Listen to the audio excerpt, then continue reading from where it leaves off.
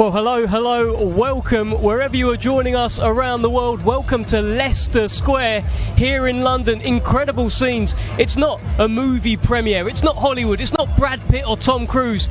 It's bigger. It's the Riyadh season card, Wembley Stadium edition, Saturday night. Anthony Joshua, Daniel Dubois, 96,000 people will descend on Wembley Stadium for the IBF World Heavyweight Championships. Tonight is all about the grand arrivals on a grand location here in Leicester Square, and I'm joined by a little bit of Hollywood here. How about it? Mr. Andy Clark, great to see you. Matt Macklin, great to see you. And Johnny Nelson, how are we? You've got that jacket on again. You had that in Saudi. Come on. Yeah, to be fair, I've been wearing it a little bit too much. Johnny, I'm gonna start with you. I've watched you. I've been watching you walking around like. This is amazing, isn't it? We're Leicester Square at the beginning of a fight week. Amazing times. What an iconic place to have it in London, in the capital city. The sky's clear, the fans are out there. People just walk around thinking, is this for real? Who's the star coming through? What a setup to advertise such a massive fight. This fight, 96,000 people, you say, at Wembley Stadium. There's no other fans like the British fans, and when you've got two Brits pulling in 96,000 people, somebody's going to be under pressure. Now, we know Anthony Josh has been there before 2016 when you saw him walk in with Klitschko. We thought, can this kid handle the pressure? Now he's a man, he's 35 next. Danny Dubois, 27 years old. No matter what he's gone through, nothing prepares you for such an occasion. This will be a taster, just a little taste of it, until we start rolling on, and then it'll show how big it is. And then it's about that, because everything he's done in the gym doesn't matter. Now it's about that. Keeping that intact. Oh, I love it. Matt, there's been, you've been involved in so many fight weeks, both as a fighter and as a broadcaster. Have you seen anything like this before to kick off? Probably not. I mean, Mayweather-McGregor was big as an event, yeah. But it didn't have the significance of boxing. It was a bit of an exhibition bout, really, wasn't it? So I'm trying to think. Mayweather-Hatton was big, but again, that was in Vegas. This is here in London, Leicester Square. It probably didn't probably have quite. I'm trying to. I don't know. Maybe that's the closest to it. Probably. You meant to just say no straight away. No. I know. I'm too honest. No, do you know what? This is probably the biggest. Honestly, it really is. But I think that's the heavyweight. That heavyweight just gives it that extra bit, doesn't it? It certainly does. And Andy, listen, we've done so many grand arrivals together before. We'll be in about half hour's time. The fighters will be arriving on the purple carpet. They'll be speaking to the media. What are you expecting today? I'm just expecting to see fighters really enjoy this, because they did the sit-down interviews yesterday, that first duty of the week fulfilled, and from this point onwards things just day by day generally tend to get a bit more serious. Their mood will darken, their demeanour will change, they're making weight, most of them, so that plays a part. I think they can enjoy this tonight. It's a nice cool evening, the weather's absolutely perfect, it won't take very long, it's new for them as well. For the ones who it is really new for, you've got to take a minute to look around you and soak it in and make sure you enjoy what you're doing, because it's really easy for athletes, particularly at the top end, to get to the end of their career and realise that they didn't really enjoy it as much as they should have done, and particularly in boxing, because it's so hard. You've got to take the enjoyment where you can. And what Andy's saying is spot on, but it's easier said than done. When you're on fight week, listen, it's all right for the heavyweights. They can eat what they want. They don't have to worry about cutting weight and all that. But if you're, I don't know, for example, Cacace now and against Warrington, they're both making weight this week. So it's not as easy to be in the moment, to be present. You just want to get to Friday and weigh in, and then get to the fight. So look, he's right though. That's what you do need to try and do. You need to try and soak I remember when Naz was fighting Kevin Kelly in New York, and then when all the boys, we were all there with him, but when it was a big deal, a massive deal, and Naz would get frustrated because he'd be having to behave himself, and we'd be running about all over the place enjoying the day, enjoying the atmosphere. And so when you're the fighter, it's the hardest thing. I suppose it's like being in a glass cage. You see everybody else enjoying the trappings of such a massive occasion, but unfortunately you can't really take it in because you're on a little bubble. I was just thinking when it was like when Johnny mentioned that, I thought, deja vu, Hatton Mayweather. Ricky's there thinking about weight, the pressures of can he beat Mayweather, all this going on. I was loving it. You know, on a Wednesday, all the lads are coming in, flight, people are landing from London, Manchester. I'm loving it. So, you know, the teams get to enjoy it, but the actual fighter, he's just got to try and relax, but remain focused. If you want a little flavour of that, you just need to watch 24/7. You'll see a scene in one of the episodes where they burst into a bedroom unannounced, and Macklin's kind of just lying half dressed on the bed, sort of lifts his head, sort of. He'd been on a night out. Yeah, he'd been on a night out, as he was perfectly entitled to. He wasn't fighting. Oh yeah, more than entitled. But Anthony Joshua, right? This is his third fight at Wembley Stadium. In theory, he's seen it all before. He's done it all before. He's done big fight weeks. He should be okay with things like this, right, Johnny? He's 35 next. Heavyweights, they say this is when they mature. This is when they come into their own. This is when they're settled with their weight, their experience, everything, who they are. Anthony Joshua being a hero, put down to a zero, criticised and praised. He's been there. He's where Daniel Dubois is. So at this stage in Anthony Joshua's career, quite all the questions have been asked. Now it's just for him to answer them. Every box has to be ticked. He's seen every side of boxing. You should actually be aiming these at Daniel Dubois. How is he going to handle the pressure? How is he going to feel if the fight's going one way or another? Because Anthony Joshua, we've seen him rise and fall. We've seen him rise again. We've seen what he's come around. He seems to have just matured. How he's fought this week, I just see a more mature man that's actually reflecting on what's happened in his career in the past, what he's learnt from, what he appreciates about himself, what he has to do. There's no more questions left for Anthony Joshua. I think the questions are all about Danny Dubois, what he's got. I mean, it's not totally a dissimilar situation to Klitschko against AJ, which was 7 years ago at Wembley Stadium. Klitschko was the man, been there, done it before. AJ was the young lion coming through, wasn't he? And there was a changing of the guard, and I wonder, will there be a changing of the guard, you know, on Saturday night? We'll see. How much is age a factor here? As we mentioned, Anthony Joshua, 35 next month. Daniel Dubois just turned 27. There's a bit of an age gap there. Could that play a factor in this fight? I think it could do, but maybe not in the way that people might think, because the way I think that could be a factor is that now Dubois is 27. He's that bit more experienced. I don't think the physicality of being 7 years younger will really make too much difference, because Anthony's in great shape, and as Johnny said, as you get older as a heavyweight, that erosion of skills isn't quite as rapid as it is at the lower weights. But for Dubois, for a long time we were waiting for him to really believe that he could do this, weren't we? And we were wondering whether he would ever really get to that point where he believed that he could do this. I think he does believe it now. Self-belief by itself isn't enough to get you across the line at this level, but without it, you will definitely lose. And the last couple of fights, he seems to have matured and just found that self-belief, and also that I couldn't give a attitude as well. Because this stuff, he might look a bit awkward tonight because he'll be a little bit of a fish out of water. He might look a bit awkward and even slightly nervous at times during the week, but I don't think it really means anything. He just wants it to be over and for the bell to ring. Well, I just think he's probably a more awkward personality. Yeah, I think so. Joshua is probably a bit introvert, isn't he? He's not the most outgoing person, so I'd say he finds this stuff tedious. But in the ring, if you look at his current form, his last two wins are the best probably wins of his career. Certainly the best opponent, Hrgovic, and he had to come through a bit of fire there. So, you know, self-belief comes from the action that you put in, and the performances in his last couple of fights will give him that self-belief. So, like I said, I think it's coming at a good time for Dubois. But, you know, Joshua has looked good recently too, so it's a good fight. I'd actually say Dubois' style suits a young man. When you get in your 30s, you start to slow down and settle into your style. It doesn't, that style, I couldn't see that style aging, because he gets hit too much now as a young man. So when you get a bit slow and you're a bit more flat-footed, you think more about your style of fight. That style, so he's got to make hay now while he's in his mid-20s, because as he gets older, that style is not going to do him any favours, because he'll not be as fleet-footed, he'll not be as mobile. There was a similar style to Mike Tyson. His style suited a younger man. The older he got, the more he got hit, and then eventually the more he got beat. For Anthony Joshua, his style, he's now saying, I've got a box, I can punch, I'm not scrapping. So his style actually ages better, like a fine wine, it ages better. I've heard people talking about, within the last few performances, we're starting to see the old AJ. But actually, are we seeing a completely new AJ who might be better than ever? What do we think? Well, I think definitely a more refined AJ. You know what I mean? He's more experienced now.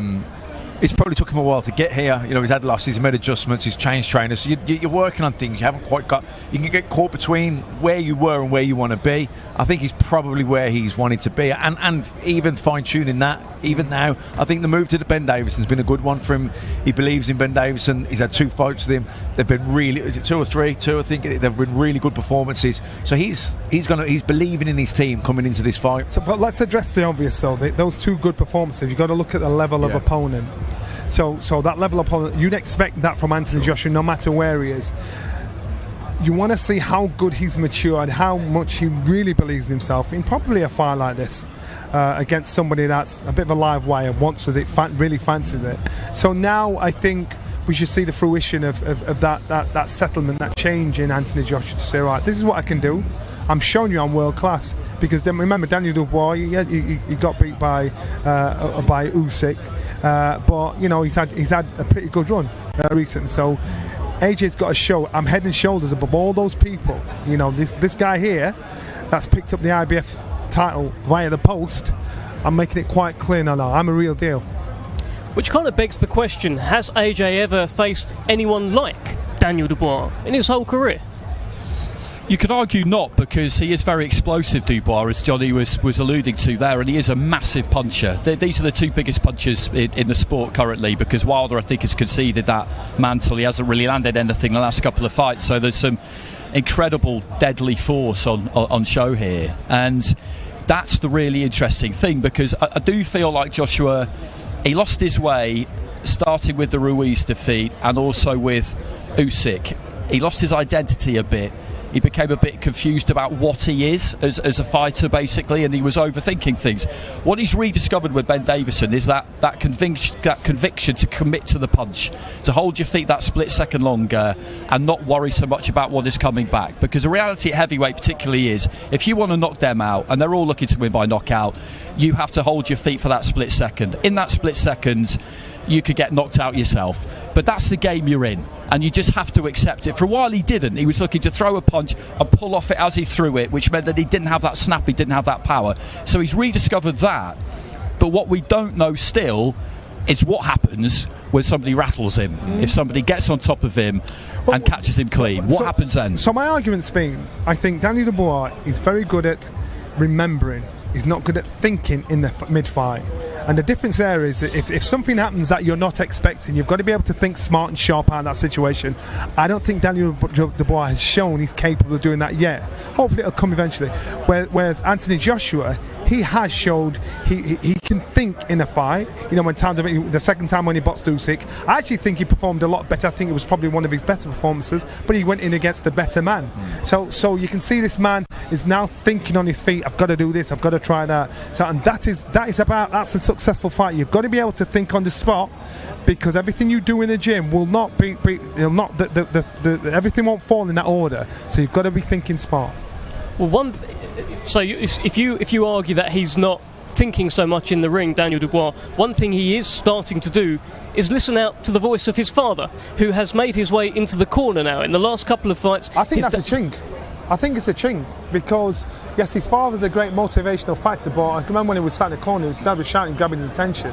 When you're a fighter, your trainer, when you're in the gym with the trainer's the one he's a boss. Do this, do that, do this. The roles change the second you step up those stairs, and when the bell goes, you're the boss. The trainer's the guy that guides you. Do that, maybe try this, maybe try that. Motivates you, try this, try that. And he's not taking ownership of that position he's in when he's in the ring, because when he's looking down for help outside the ring, when the bell goes, it's the loneliest place in the world.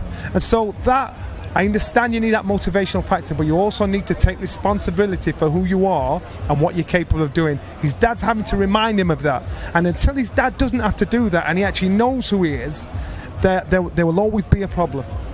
What is your read on that, Matt? The Daniel Dubois' father, in the Baby Miller fight, he was brought to the corner. Frank Warren said, come here, go and tell him what to do. And Daniel Dubois came through in that fight after some sticky moments. Johnny says perhaps it's a chink, perhaps it's a hindrance, but we are seeing the results as win-win. What are your thoughts? We can only go on the results as you've seen them, and so far it's worked out. But I also understand where Johnny's coming from, what he's saying. he's saying Daniel at this stage in his career should have enough belief in himself that he doesn't need to be reminded by his dad, this is who you are. But everyone's different, and maybe he does need that, and maybe that works for them, that works for him. The father-son relationships within boxing there's been a lot of them. Some of them have worked brilliantly, some of them haven't worked out as well. So so far his dad's been a positive influence. On Saturday night against AJ, who knows. I think one thing about that too is that I think Don Charles has managed that relationship really well, and it actually works because the trainer and the dad can clash. There was the endless debate about Sugar Hill and John Fury, for example, after Fury against Usyk, but I think Don has recognised that Daniel needs his dad near the corner, so he's now actually nominated second. He's actually part of that team, and he's closer to the corner, and so they don't really clash, and it's not really a problem in that regard. Yeah, so the problem's this: when it happened with Tyson Fury and his old man, if the result is in your favour, it's all good. If it's not in your favour, the old man gets the blame. The confusion in the corner gets the blame. And so far with Dubois situation, the results have worked. But if he'd got turned over against Hurdigovich, his dad would have got the blame. And it's all the confusion. What's going on? There should be one voice in the corner. If you're going to give Tyson Fury stick in that same situation, and we're going to criticise that, we've got to criticise this. I understand his daddy. He rules that young man to say, look, this is where I want your head. I know what you're capable of doing. Daniel Dubois needs to rule himself, get in there and think, right, Dad, I appreciate it, I get it, but I've got the same belief you have in me.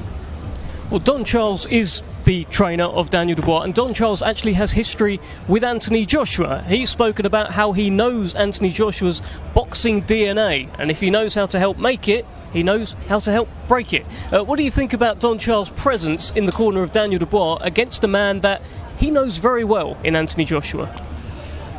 I don't think that's going to play too big a part, to be honest. I think Don's a good trainer. He's been around a long time. I think he's absolutely right for Daniel. That's all that really matters, because I remember talking to Shane McGuigan about this, and obviously he trained Daniel Dubois, enjoyed training him, but when he went to Don, he said, look, I understand that, because Don's kind of the same age as Daniel's dad, and it's that arm round the shoulder, coax it out of him, yes, you can do this kind of repetition, and I think that's why that relationship, allied with Don's knowledge and experience, I think that's why it works. As for knowing Anthony inside out, I think a lot of people would probably claim that, to be honest with you.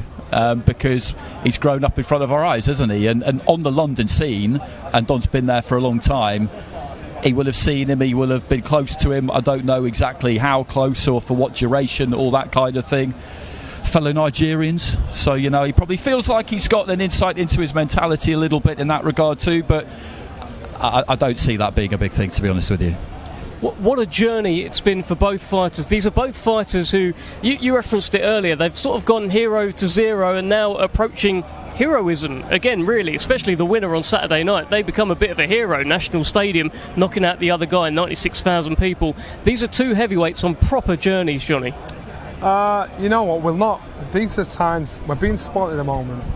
And we've got to appreciate all of this. We've got to appreciate the build-up. We've got to appreciate Saturday night. We've got to appreciate a city coming together, a country coming together to put on such an amazing event. And both Daniel Dubois and Anthony Joshua, they also will look back at this stage in their career and think, wow, that was me. That was me. And it's a big deal. As an ex-fighter, you look back at situations, you think, wow. You look at big fights when Lennox Lewis boxed Frank Bruno.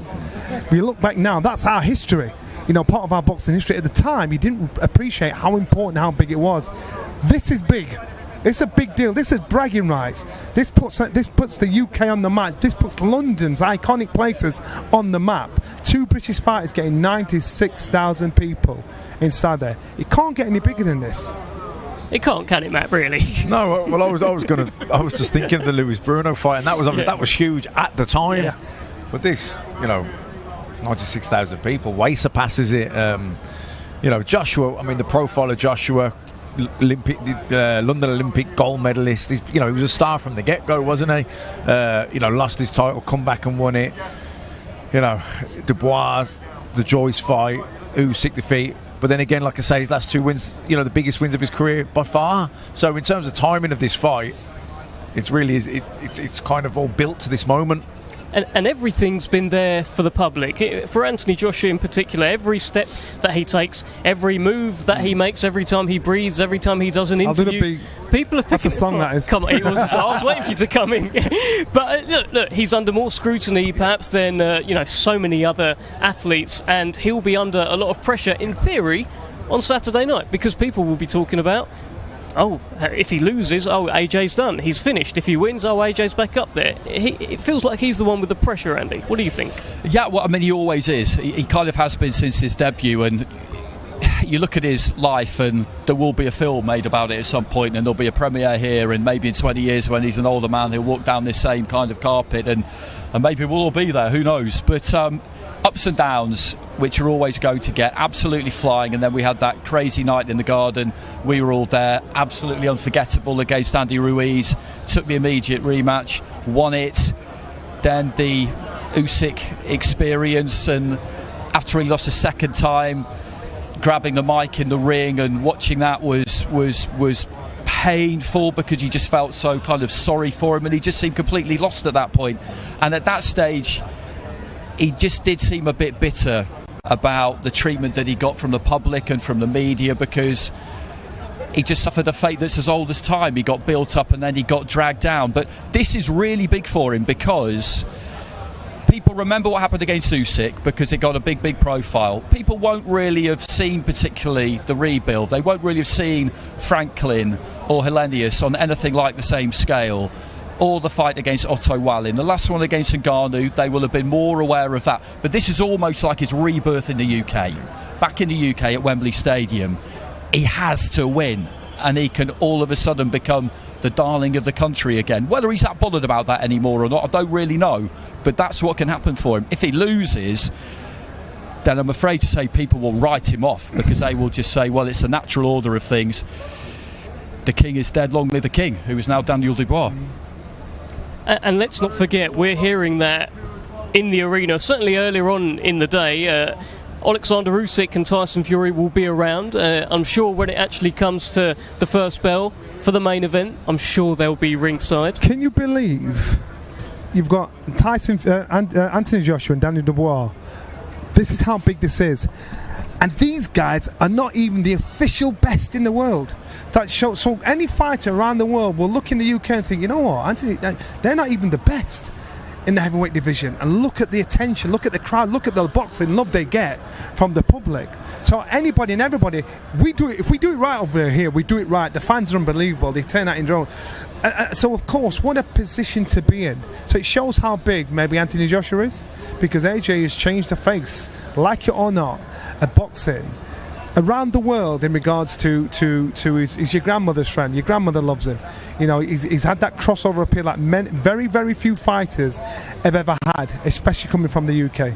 He's a superstar, isn't he? And with all that comes the pressure, and the pressure is on him. There's no getting away from that. You know, Dubois is the underdog. I think he's a very live underdog, but he's the underdog. You know, AJ's the superstar. He wins. Everyone's talking about it. If he wins this, and if Fury beats Usyk, we're going to get AJ. Do you know what I mean? And Fury for these. So the pressures, people are not AJ, but people are already looking past Dubois.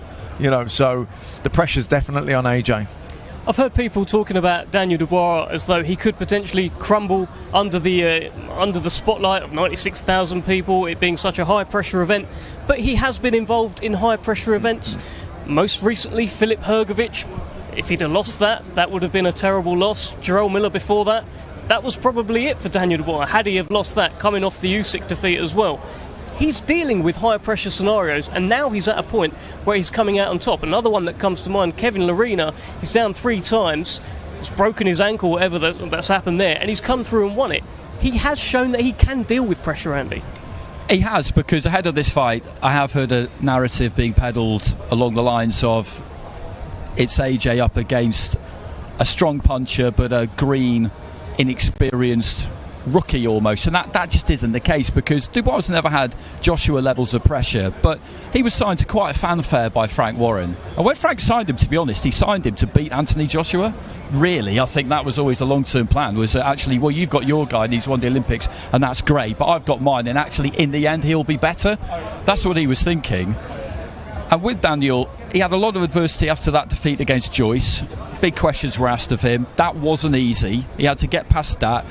So much went wrong against Lorena, but he managed to get the win. Usyk was a bizarre experience because of all the controversy with the foul, with the low blow, and him sitting it out again for a second time, which, if you look at it strictly speaking, that's what he did. And then Frank piled the pressure on him against Miller. All week he said to us, didn't he, listen, this is it for him, basically. If he can't beat Jarrell Miller, then he's not what I thought he was. And he was happy to basically go there and say it, which kind of surprised us. But he came through, so... yeah, he's faced quite a lot in quite a short period of time. I don't think it's a crumble. I think it's a distraction. He won't crumble. He could be distracted but not crumble, because he's proved that, as Andy pointed out.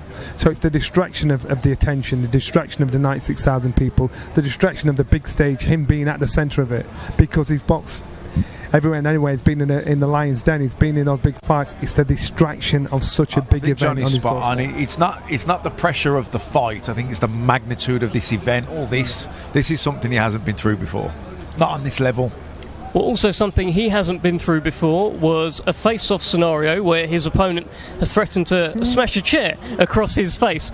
Gentlemen, what did we think of that face-off? I found it very, very entertaining, and a bit of needle, it felt like, heading into this. What did we think of that?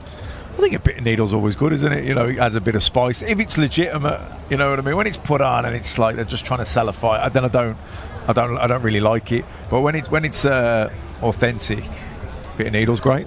I call it boxing foreplay. And that's exactly what it is. It's boxing foreplay. You've got to get into the mind and the psyche of your opponent before you've even stepped those stairs to get in the ring. Boxing foreplay is, I need you to think about me more than you think about your wife and kids. Boxing foreplay is, I need you to think what I'm going to do to you rather than what you're going to do to me. Boxing foreplay, Tyson Fury is the best at boxing foreplay. Before that, Mike Tyson was the best at boxing foreplay. He got into your head before the bell had even gone. So now it's a different kind of boxing foreplay. Anthony Joshua's trying to look into his stall to say, you know what, I'm not your friend, I'm not messing about. Listen, I don't think he dislikes him, it's just business. But Anthony Joshua needs him to think, I'm going to walk through you. And he needs him to believe it.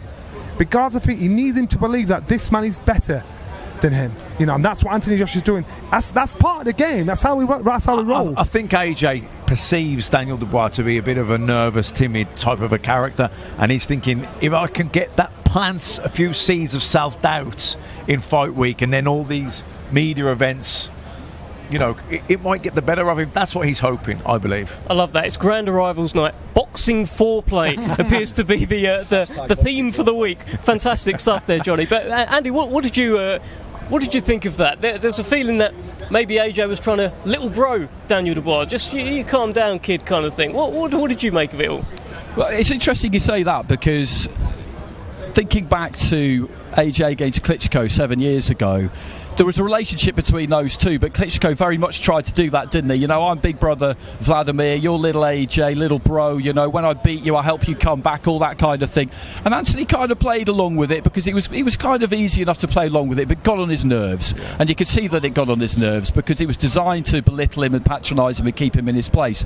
They don't have that relationship, really, Joshua and Dubois. And I feel like Joshua thinks that Dubois should be not deferential to him, because no one can really expect that when you're going to fight, but I think he thought that he should maybe have a little bit more respect for him than Dubois appeared to. A bit like Frutch Groves in the first fight. Yeah, and I liked it, because if you're Dubois, why should I? You know, we're going to fight, I'm going to win, that's what's going to happen. We're going to try and knock each other out, that's what's going to happen. Get over it. But that's the hardest thing. If you've been top dog and you've seen a young man come through and you've always had his number, you've always beat him up, the hardest thing is to think of him on a level. Regardless of what he does and what he's achieved. There was many times I was in the gym and guys that were older than me used to beat me up, then they disappeared, then they came back to the gym and they struggled to kind of show that respect, because they think it's Johnny. You know, and even after winning all the time, they think it's Johnny. Then they get in a spar, and it's just something their ego won't let him deal with. So for AJ, he's got to get in his head, I've got your number, and I'm going to prove it to you. And that's what it's about. Well, we're going to head over to our MC, Thomas Stryber, for the Grand Arrivals. Over to Thomas. Boxing this Saturday, September 21st, from Wembley Stadium in London, England.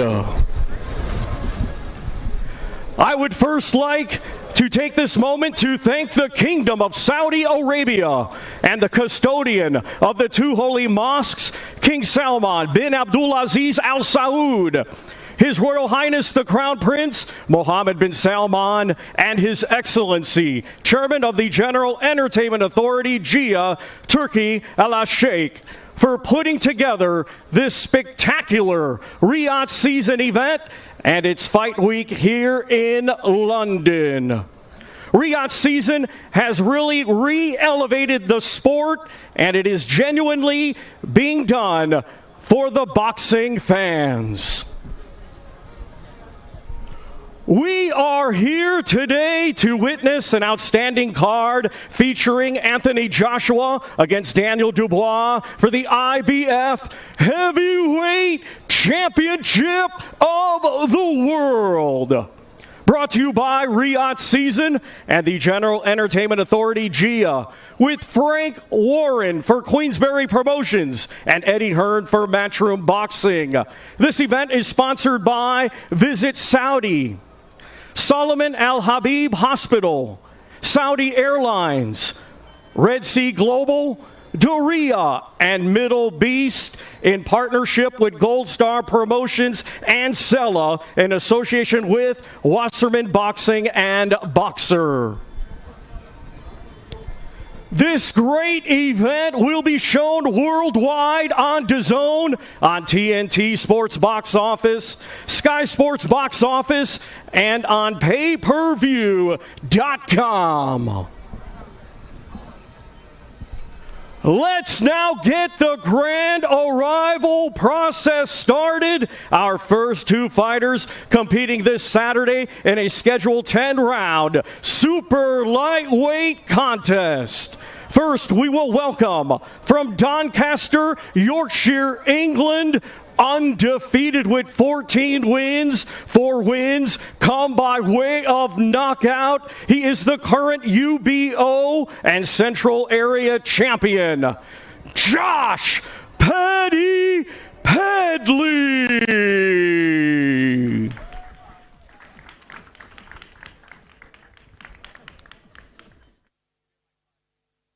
Well, here comes Josh Padley. Opportunity of a lifetime for this man. Central Area champion, boxing at Wembley Stadium, and he's taking in every moment, Andy. He is, and it'll be interesting to see how he looks as the days pass during the week, because he was on good form yesterday, but it's easy not to be nervous on a Monday. This is completely new for him. He's never done anything remotely approaching even a couple of big days of media stuff.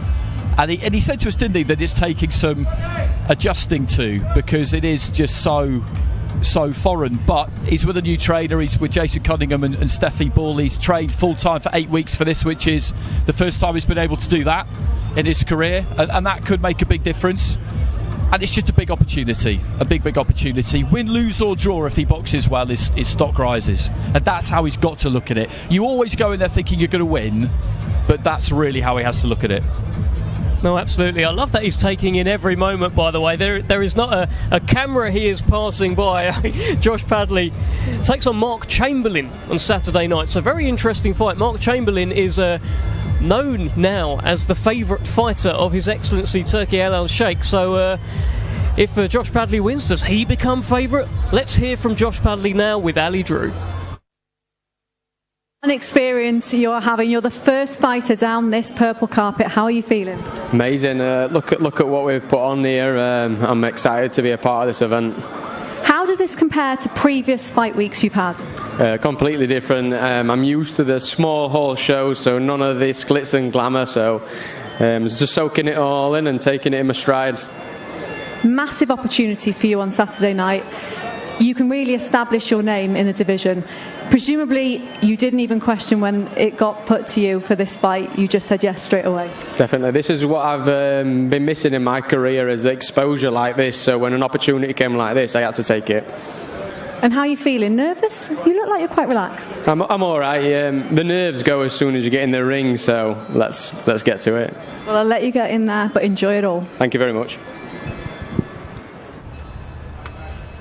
Well, there was Josh Padley. Let's go back to Thomas Treiber. England undefeated with 16 wins, 12 of his 16 wins coming by way of knockout. Here is the current WBC Silver and IBF European Champion, Mark Chamberlain. Well, here he is, the man of the hour, the unbeaten Mark Chamberlain, whose life has completely changed when His Excellency Turki Al-Sheikh watched one of his fights at your call and loved it. It's a big deal knowing that Turkey knows who you are. That's what it is. I see these young men walking down now on such a massive stage. Reminding me of when I went to Auckland, New Zealand to box for a title that was big down there. Nobody heard of it here. But they drove me to the venue in a limousine. And I thought, oh, nice. This is the worst thing you could have done, because I could get used to this. And you aspire to think, you give hunger, you give a fire in your belly to think, I want this to be about me. I don't want to be the guy that's an also-ran. And so this is inspiring for young guys coming through to want to get up to this level here, to want to get in the radar of Turkey, to say, you know what, I know who you are. That's the biggest deal more than anything else. So for these young men, what a great opportunity. Huge opportunity. Let's hear from Mark Chamberlain now, who joins Ali Drew.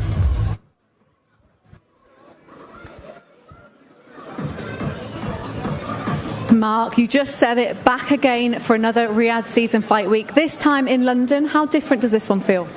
It feels the same, just the weather isn't with us. Other than that, yeah, it's great to be part of another big platform, and I'm looking forward to it. Do you ever get used to these big fight weeks, these huge events?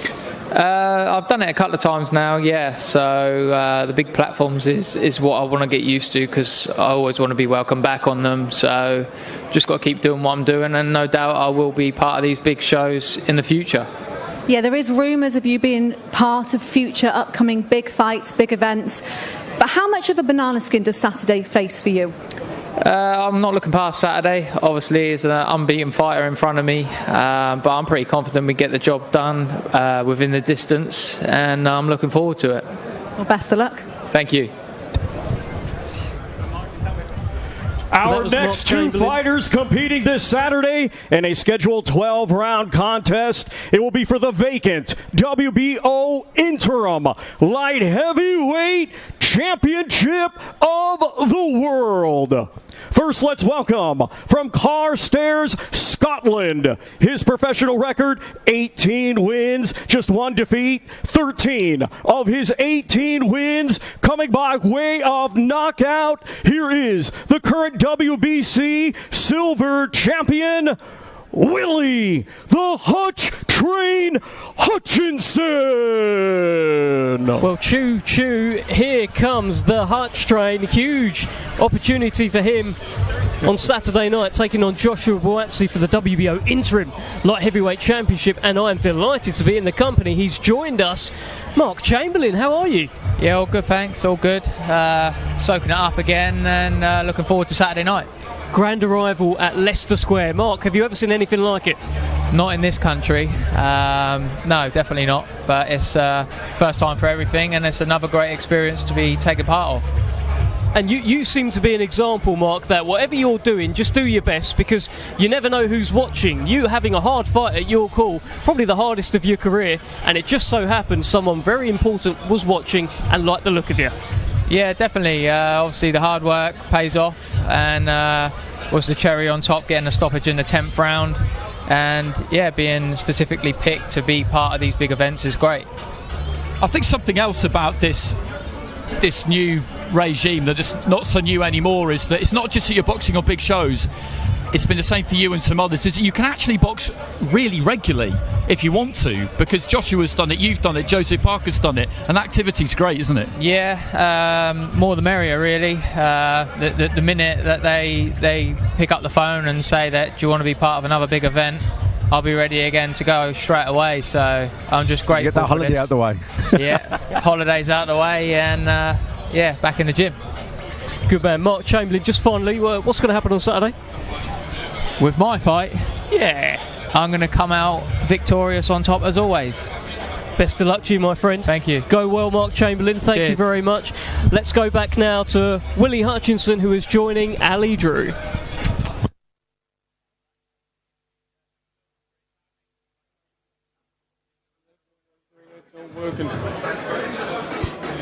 Willie, another Riyadh season, fight week for you. How are you feeling?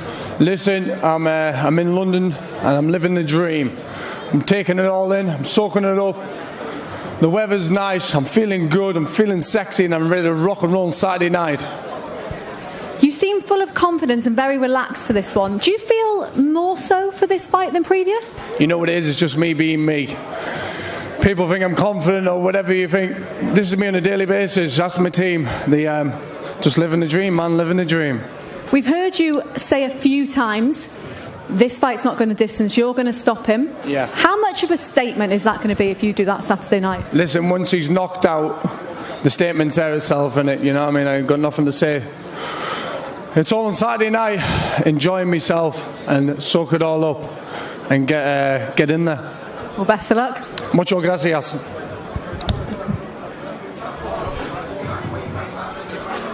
And now let's welcome from Croydon, London, England, by way of Accra, Ghana. He was a 2016 Olympic bronze medalist, now as a professional, undefeated with 18 wins, 13 of his 18 wins coming by way of knockout. Here is the current British and Commonwealth champion, Joshua Buatsi. Here is Joshua Buatsi, a huge fight for him on Saturday night. Willie Hutchinson has really gate-crashed this light heavyweight scene, and he's found himself in there. WBO interim light heavyweight championship fight with Joshua Buatsi. Buatsi here taking in every moment with the fans. It might be the toughest fight of his career on Saturday, Andy. It could be, and it's not one that we anticipated. A few months ago, we never would have put these two together, but it's always good to freshen things up a bit, because I wouldn't say he was getting stale at light heavy. It was a great scene, but whilst he wasn't fighting Anthony Yard, we wondered where the division was really going to go, and then Hutchinson arrives, which has been really, really good. It was really funny yesterday, actually. We sat down with Hutchinson and they played this little game of social media guys where they said, say something when I name a better light heavyweight than you. They went through all of them. Bivol Beterbiev didn't say anything. Roy Jones didn't say anything. We could have gone to Michael Spinks, Ezzard Charles, the entire history of boxing, and he still wouldn't have said anything. He's not a man who's racked by self-doubt, Hutchinson, is he? But nor's Buatsi. You know, they're very, very different. They are certainly different. And Matt, you'd have followed plenty of Joshua Buatsi's career as well. It's an intriguing fight on Saturday on a big, big stage. Yeah, well, I was a big fan of Joshua Buatsi from the Olympics and all the way through in his career, and he hasn't been beaten or anything like that, but I think the sort of momentum that he gathered early doors has fizzled out a little bit. That said, he had a good win against Dan Aziz. I thought he had another couple of gears if he needed them, but this is a very interesting fight, because I don't know if Aziz really believed he could beat Buatsi. He knew he could go in there and he could compete with him and hang with him, but did he really believe he could beat when he was better than him? Well, look at Hutchinson. I feel like Hutchinson does believe that he's better Fight than week Buatsi. is here. How are you feeling? I'm good, man. It's been a long time coming, but we're a couple of days away now, so I'm looking forward to it. Do you enjoy these type of things in fight week, or are you just ready for Saturday night? I'm ready for Saturday night, but listen, big up everyone for coming out here. We've got to respect that, man. Now, this fight has had a little bit of spice in the build-up. How have you found the build-up? And do you think that just brings a little bit of edge to fight night? It does, man. Look, everyone's going to be watching it, so I'm looking forward to it myself. Can we have any predictions for the night? I can only predict on myself, and that's a win from me. Best of luck. Appreciate that. Thank you.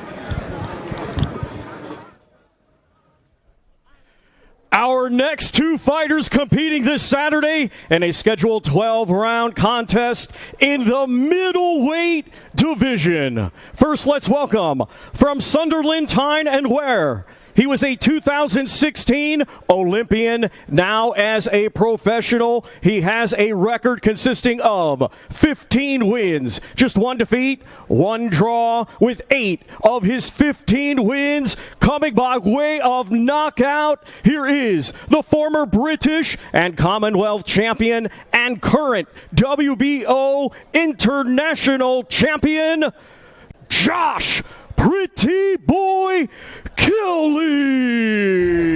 Well, here comes Josh Kelly, very much continuing the theme of Joshes around this show. And I'm not joshing with you, but I have Joshua Buatsi here as well. How are you, sir? Not too bad, my man. How are you doing? I'm very, very good. You seem to enjoy the carpet. Did you like it? It's quite a big thing, right? A little bit, but as you can imagine, all I'm thinking about is fight now. But it's something different, so I've got to embrace it. And it's going to be a big week. Every day there's going to be something different. It's going to be bigger than probably anything you've done so far in your career, for many fighters as well. Will you take a moment to take it in? I'm going to try to, but again, I'm so fixated on Saturday. All of this is a bonus, but listen, if you don't do this and you win on Saturday, you're still the man, so that's what I'm thinking about. It's a big fight on Saturday night for Joshua Buatsi. We were just talking about it, Andy. Talk to us about this. Yeah, I think it's one that nobody would have anticipated, Josh, not that long ago. Nobody would have put you two together, but it's kind of freshened things up in a sense. We spoke to you yesterday, and you're like you always are. As you said, you're focused. You're ice cold, I think. Say that again? You're ice cold, I think, in your approach to boxing in general. And I've never really been able to figure out whether that's purely your personality or whether you're quite different away from boxing, whether you're able to separate your personal and your professional to the extent that you are actually two different people. Very good question. I'll tell you one thing. A friend of mine said to me that just because she's organised at work doesn't mean she's organised in real life. I'm very serious about boxing, but outside boxing, you can't take me serious. My friends say that all the time, but you guys only see the boxing version of me, so you think, oh, we're actually serious. I promise you, outside boxing, I'm not a serious person. Did we see the non-boxing version of Joshua Buatsi when you came face-to-face with Willie Hutchinson and put your hand around his throat in a bit of an altercation? Was that the non-boxing version? No, you guys just saw a bit that you haven't seen before. When I came onto the cameras and everything, I was a bit polished, so you ain't really seen that, but it's not a part of me that's new. It's been there. So I think for the boxing people, they just saw it for the first time. And what will we see from Joshua Buatsi on Saturday night? Listen, I got 12 rounds. I've got a lot of eyes watching. A very anticipated fight, so you know I'm going to bring the heat. Best of luck to you, Joshua Buatsi. Thank you for having a chat with us.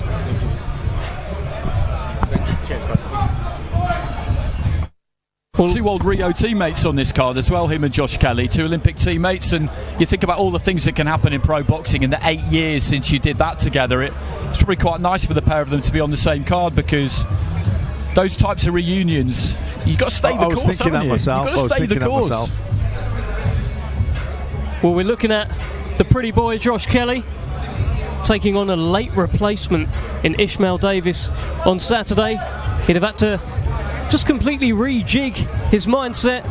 Let's hear what's going on in the mind of Josh Kelly. Your first experience of a Riyadh season fight week. How are you feeling about this one? I'm feeling blessed, grateful. See the turnout. UK do it properly, man. I can't wait to perform in front of these fans. I'm probably extra grateful that you're still on the show because you have got a late replacement. Just talk to us about the sort of build-up, not knowing whether you were going to fight, then getting a change of opponent. I just switched off, to be honest. As soon as the opponent thing happened, I just switched off and just give me phone to my team, switched off social media, locked in. Obviously still on the card, so very grateful for the guy taking the fight as well, so it's all good. Yeah, Ishmael Davis has stepped in. How much do you know of him, and has changes been made in the preparations for the fight? He's a solid guy. He looks solid. He's got to bring the same sort of thing what Liam was. Liam likes to come, make it rough and make pressure. I think Ishmael will try the same, so I'm fully prepared for the night. I can't wait. What can we expect from you on Saturday night? Oh, showtime. Come on. Best of luck. Thank you. Cheers. Let's now welcome from Leeds, Yorkshire, England, undefeated with 13 wins, 6 of his 13 wins coming by way of knockout. Here is Ishmael the Black Panther Davis. Well, here comes Ishmael Davis, a real example of keep your phone on, answer your phone. He got a call on Sunday saying, do you fancy fighting at Wembley Stadium? He said yes. Whispered, this man's going to create an upset on Saturday night.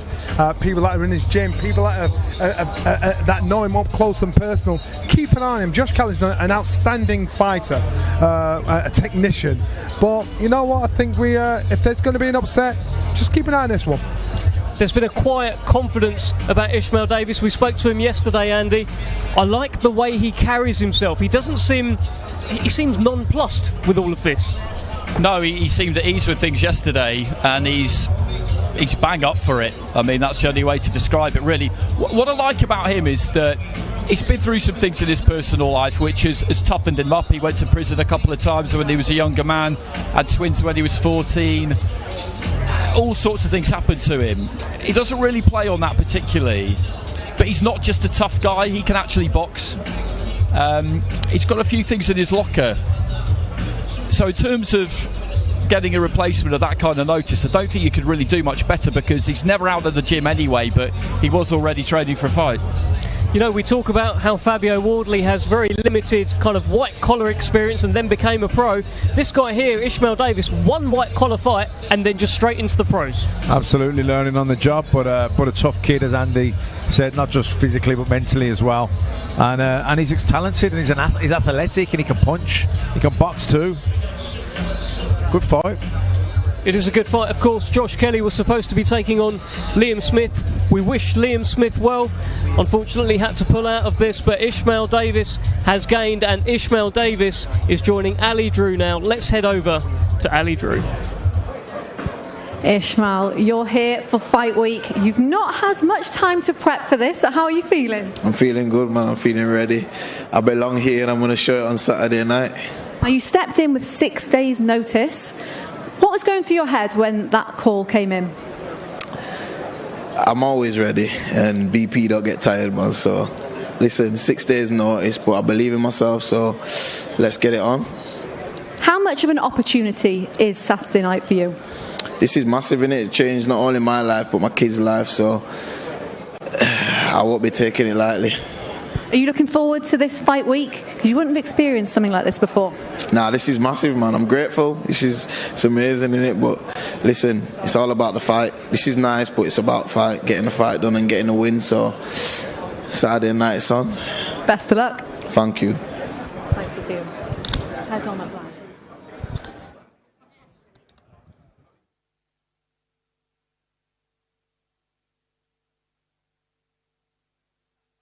Well, that was Ishmael Davis. We've got to see what's going on behind us, but let's take this in a little bit. We are just taking this in. Leicester Square, grand arrivals. I've enjoyed it so far, and you can see some of these fighters.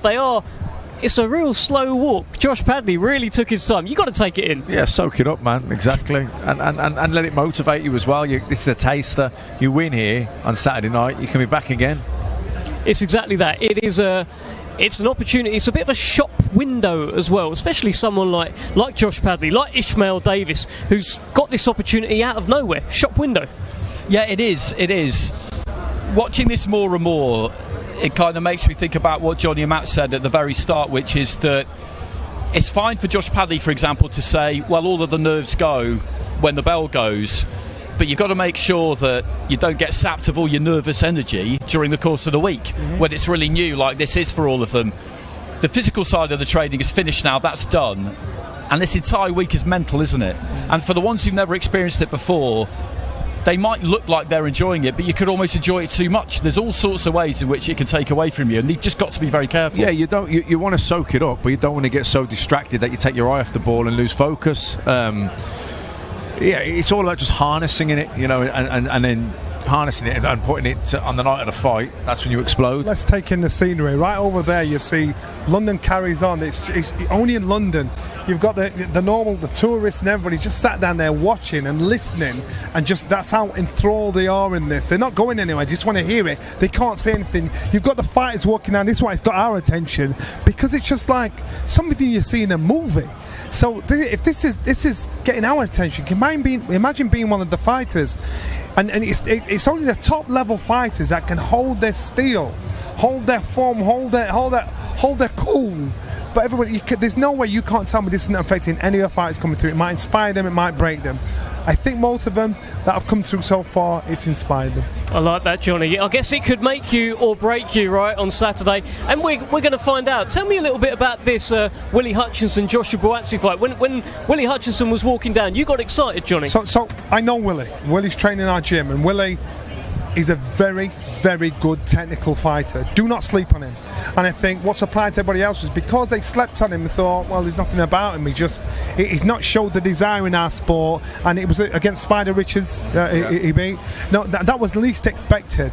But and this was him going in at 70%. Now, when this young man believes in himself and really trains and really puts it in, he is an handful. So because he's all of a sudden now they're making noise about him, they're talking about him. Joshua Buatsi knows for a fight he has to take him serious, because if he sleeps on it, and I expect Joshua Buatsi to do the job. Woody Hutchinson's a good friend of mine from a long time. I expect Joshua Buatsi to do the job, because I think he's only boxed 80% within himself thus far. So he's got to come out of that and show this is what I can do. This is a potential fighter I'm going to be. But Willie Hutchinson is a good fighter, and once all his ducks are in order, he'll be a very, very hard man to beat. So again, this is one of those fights where it can get messy and it can get harder than expected. Yeah, I tell you what I think could be really interesting about this one is that probably for the first time in his career, Buatsi could be in a fight where he's down at halfway, and then he's having to run his man down, stay patient, seek and destroy, because in all his fights so far I don't really recall him ever being behind, but in this one he could be, couldn't he? The fight when he boxed I think was it Croatian or Serbian opponent at the Copper Box? Was it Kalic? Yeah, that's right. Kalic, that's right, and he got buzzed early, didn't he? His eye went. That was a good fight. You have to dig deep. Do you know what I mean? Yeah. I impressed me that night because he got a terrible start and he dug in there and found, he got him out there in the end, didn't he? I think 7 rounds or something. So I thought he was impressive that night, Buatsi. And you're right. It wouldn't shock me if this fight with Hutchinson goes along those lines. Hutchinson getting ahead early, but his awkwardness, which is quite sharp, isn't he? And Buatsi. Buatsi's a little bit, I think, lately he can overthink it a little bit. When he lets his hands go, I think that's when he's at his best. The one thing I hear about Buatsi is in sparring, he gets hit a lot, but that he likes that kind of hunger, and so and I get that. But those kind of things just they drip the water out slowly but surely. In sparring, he works hard, so he thinks if I work hard in sparring, I'll get the job here. He reminds me of a young Evander Holyfield, the stance when he gets his balance, when he starts to let the shots go. When he lets those shots go, the kid is second to none. But he's just not had the chance to prove it at top level to say, right, open the can, throw it all out there. This is one of those fights where he can get pickpocketed. He can't afford to let that happen. He looks like he's in good shape. The build up to this, I think this is the first fight that I think kind of rattled him, because Willie's capable of doing that, trying to get in your head to wind you up. They sparred. He's trying to make a bigger deal out of the sparring session. Again, sparring means nothing to me. As far as I'm concerned, that's where a fighter is trying to sharpen his tools. Might be working on the jab, might be working on defence, might be working on the right hand. So therefore, you're going to have parts of success because the fighter is working on something. So you can't read anything from sparring. So no matter what to say about Willie and Joshua Buatsi, AJ and Dubois, don't read anything about the sparring rumours. We need to see some gears, I think, don't we, from Buatsi, because he hasn't really needed them necessarily in most of the fights he's had. But weirdly, in the amateurs, even though they're only 3-round fights, he did have them because he knew that other people might be able to outbox him. So when he got his chance and he saw his opening, he went for it and he would finish people. And that's what impressed me in the Kadic fight, because we did see gears. He went through gears because he needed to. It was forced out of him. I think he's someone that boxes to the level of his opposition or to the situation. If he's winning, I think he's happy just staying in that first, second gear. Even in the fight he had at Resorts World, he cruised it, didn't he? He just stayed in first gear, and like we were commentating, it was so frustrating because he'd been out for so long, and it was it was the main event, and it was the first fight back on Scott. and he just coasted. He just stayed in first gear, and you're thinking, come on, get through the gears. But I think if he has Schedule to, 12 he can round do. Well, let's carry on with the grand arrivals. Let's head back to Thomas Schreiber. Championship of the World. Let's first welcome the challenger from Leeds, Yorkshire, England. His professional record, 31 wins, 3 defeats, 1 draw, with 8 wins coming by way of knockout. Here is the former 2-time world champion, Josh, the Leeds Warrior, Warrington. Well, here is the Leeds Warrior, former 2-time world featherweight champion, now up at super featherweight for this fight with Anthony Cacace. Got the call and brings an army of Leeds fans to Wembley Stadium on Saturday night. Yeah, you know what, he was like Leeds, but Yorkshire's version of Ricky Hatton at one point. The fans that he had, you know, every fight he gets up to the top of the hill, eventually got to go over the other side. I don't think Josh Warrington's the fighter he was, but the fighter he is. Gives anybody hellfire at this time in his career. Don't write him off. Very, very fit, still very hungry, very ambitious, and still, you know, to be in such a position. You know, he was beating Lee Wood until he got turned over, until he got caught with a shot. So he still showed he had that something in him, but it's just the hard fights have caught up to him. Yeah, I totally agree with that. I think, you know, live fast, die young, you know, and he's that kind of a fighter, wasn't he? All action, you know, wasn't technically or the most skillful, but in terms of sheer desire, tenacity, fitness, off the scale, wasn't it? And like I say, all the crowd behind him as well. But then, I don't know, I think Cacace, the extra size, and he's another, and he's similar mindset, tough as nails, hard. And I think it's a tough fight for Warrington, this one is. I think he's the only person on this card outside of Anthony Joshua. He's had an individual night bigger than this, Warrington, when he won his title at Ellen Road against Lee Selby, sold that place out. Not as big a stage and occasion as this, but for him personally, he's had that, and that could play a part. You never know. Yeah, he won't be overwhelmed or overawed by the occasion. That one bit. Josh, you are no stranger to some huge fight nights, but Saturday night looks to break all records for the British boxing crowd. How are you feeling going into this one? Yeah, it's an honour to be part of such a spectacle, such a show. Like you say, I've done, you know, many big shows up in Leeds, arenas and stadiums, but this is another level. Ultimately, though, what it comes down to is me and my man in front of me. I've got experience in being in, like I say, big shows, but it's just about me and Anthony, and that's what I'm focused on at the minute. You go into this one as the underdog, but you've also got experience going in as the underdog, and you've had some of your best wins as an underdog, so that doesn't faze you at all, does it? No, none whatsoever. I mean, I think throughout my career, the chips have always been stacked against me for whatever reason, but when my back's against the wall, then it seems to bring the best out of me.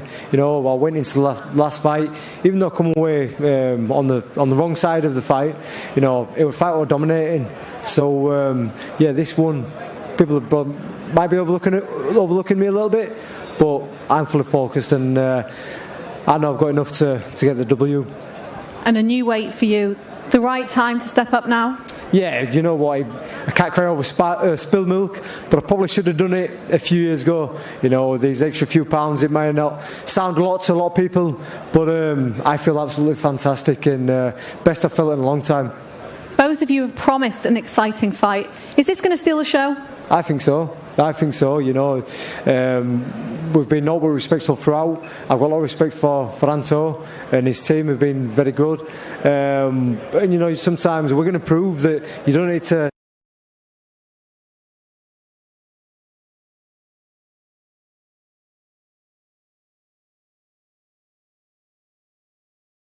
Thank you.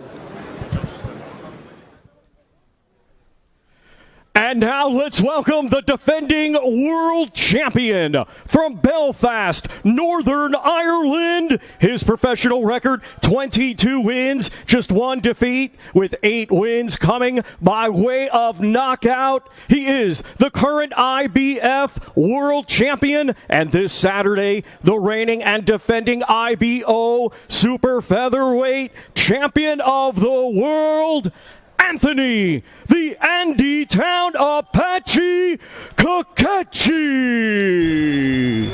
I'll tell you what, I absolutely love it when Thomas Schreiber calls this man the Andy Town Apache, and so does Anthony Cacace, now a champ.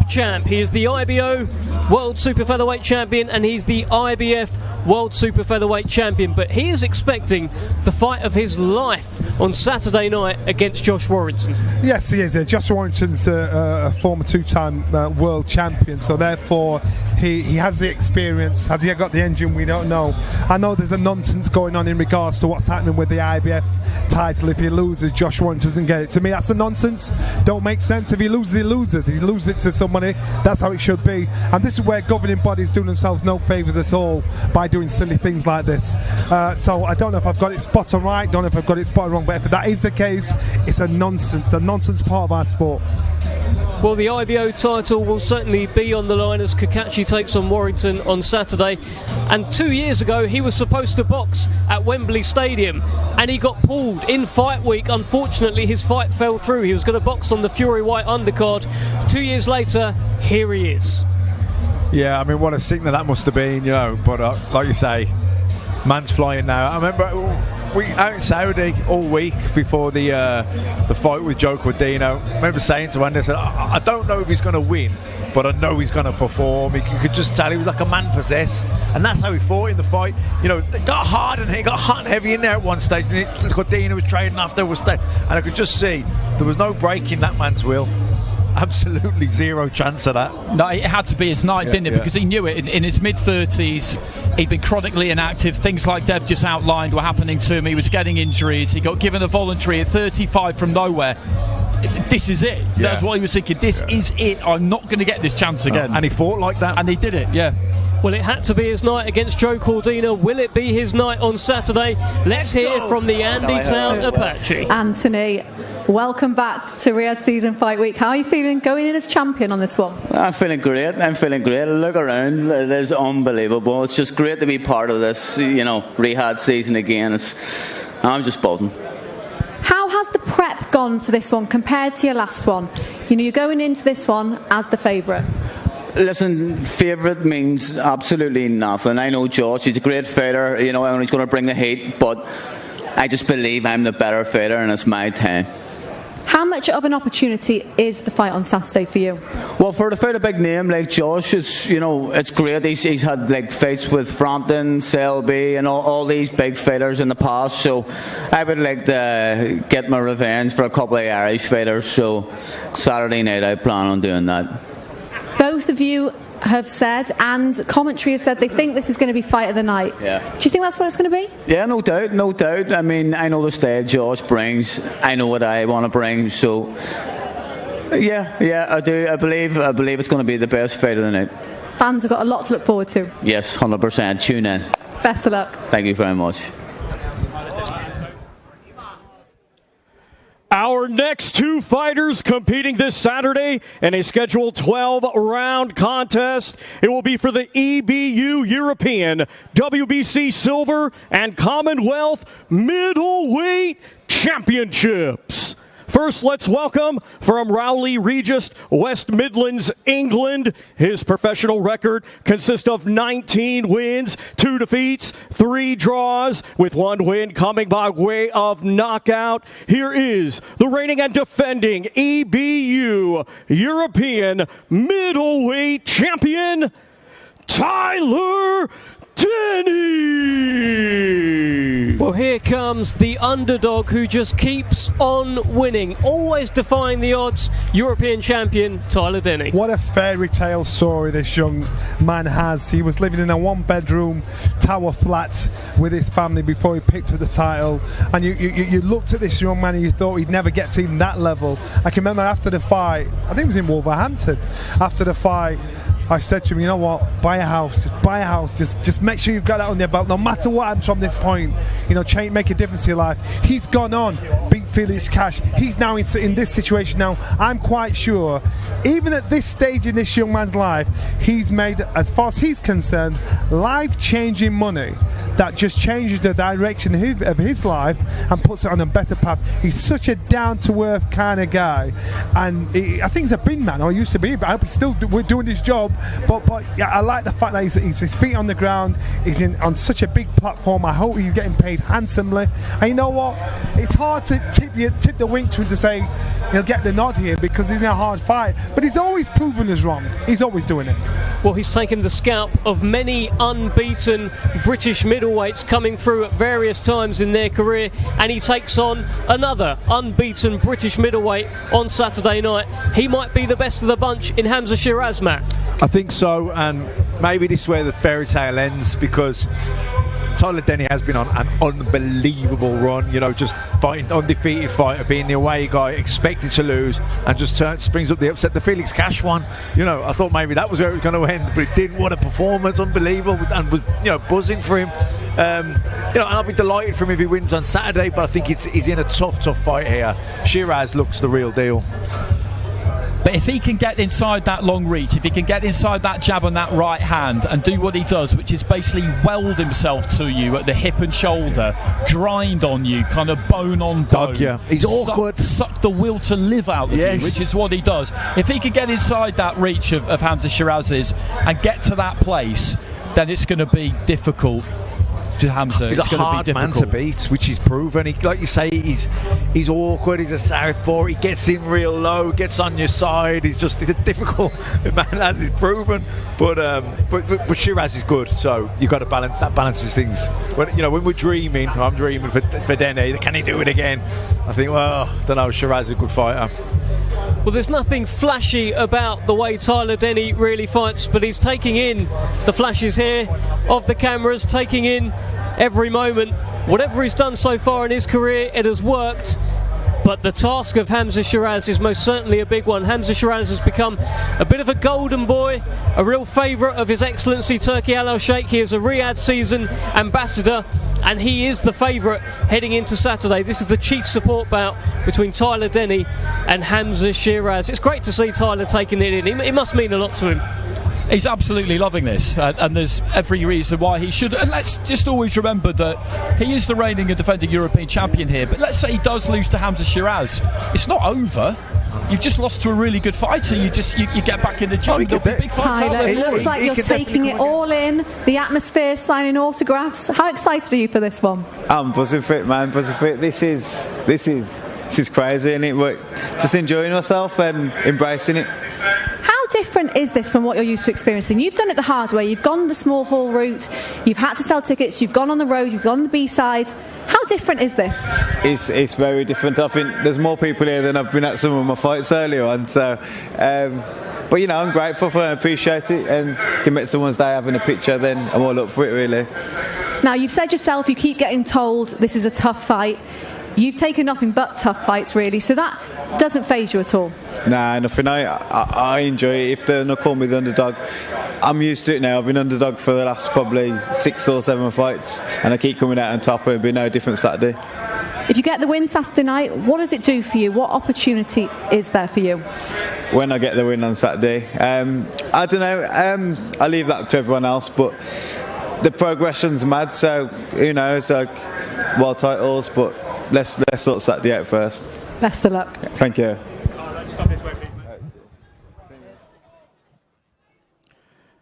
And now let's welcome from Ilford, Essex, England, undefeated with 20 wins, 16 of his 20 wins coming by way of knockout. Here is the reigning and defending WBC Silver and Commonwealth Middleweight Champion, Hamza Shiraz.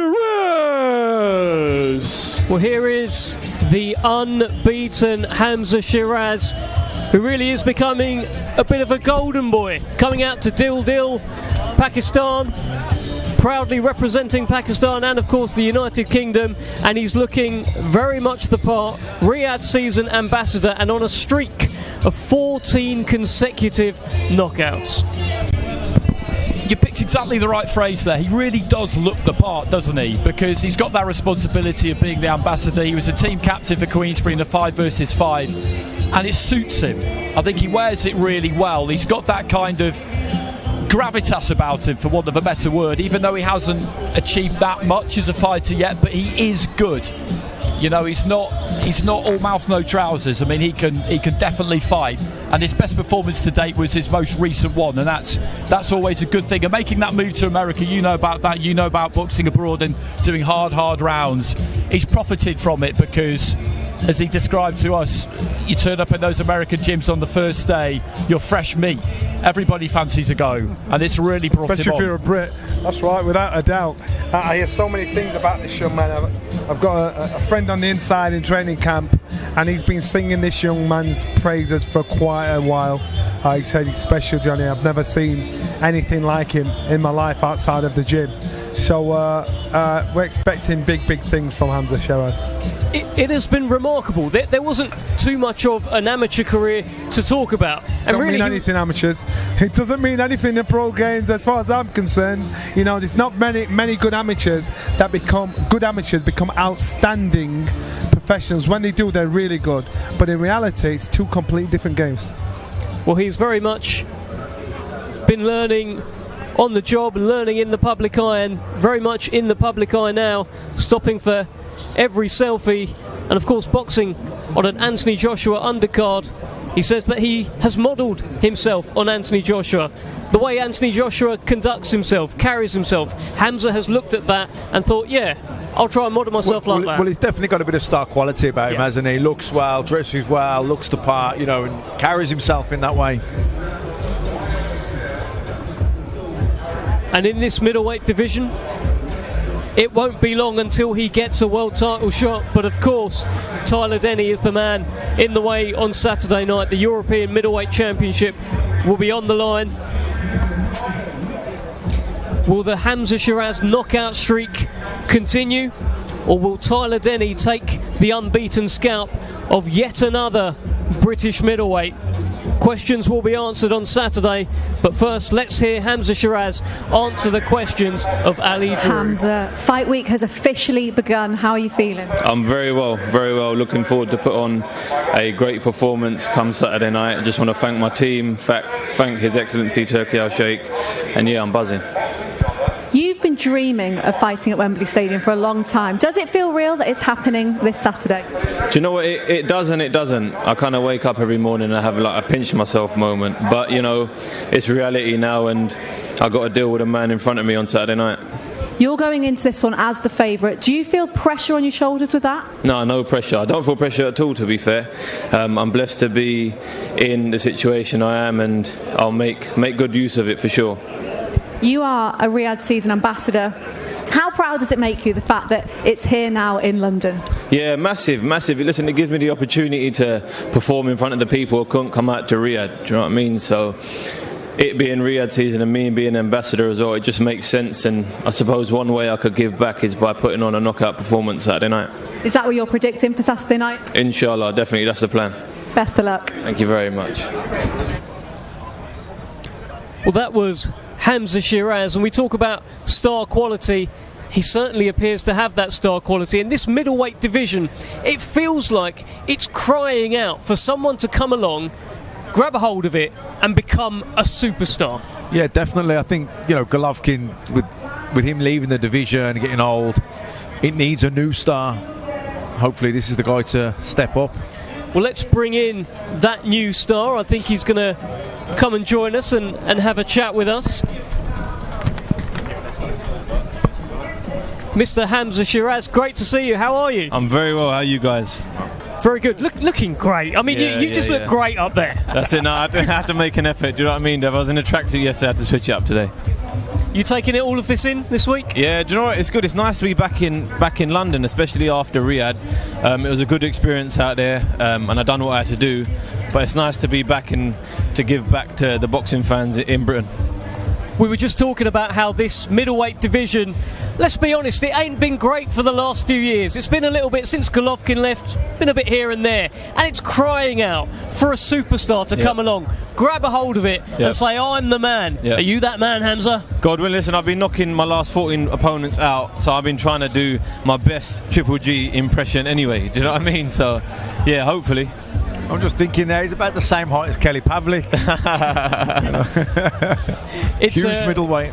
It's a great division to get hold of and become the man if Hamza can do that. Of course, a big challenge on Saturday night with Tyler Denny, though, Andy. Yeah, of course. I mean, it is quite fragmented. I know they were looking to try and make the fight with Carlos Adames for the WBC. Erizlandi Lara was in action against Danny Garcia, which in the end was a bit of a non-event on the weekend. He's got the WBA. Janibek has had some problems recently. So I think there's definitely opportunities there. I just want to ask you about going to America. Yep. Because Matt did that as well. And you've described to me before how tough it was early on. Yeah. Because you're in digs, it's not glamorous, long days, all of that. Was there a point early on maybe where you got back from a difficult spar and thought to yourself, just get me home, this is terrible? 2 weeks in, and it wasn't even after sparring. It was after my first 2 weeks of working the floor with Ricky, hitting the bags and doing like 40 rounds in one session. I remember coming back to my room after 2 weeks and thinking, listen, I'm seriously contemplating getting on a flight back home here. But then I thought, you know what, I need that grit between my teeth. I'm here for a reason and a purpose. And yeah, it paid off, to say the least.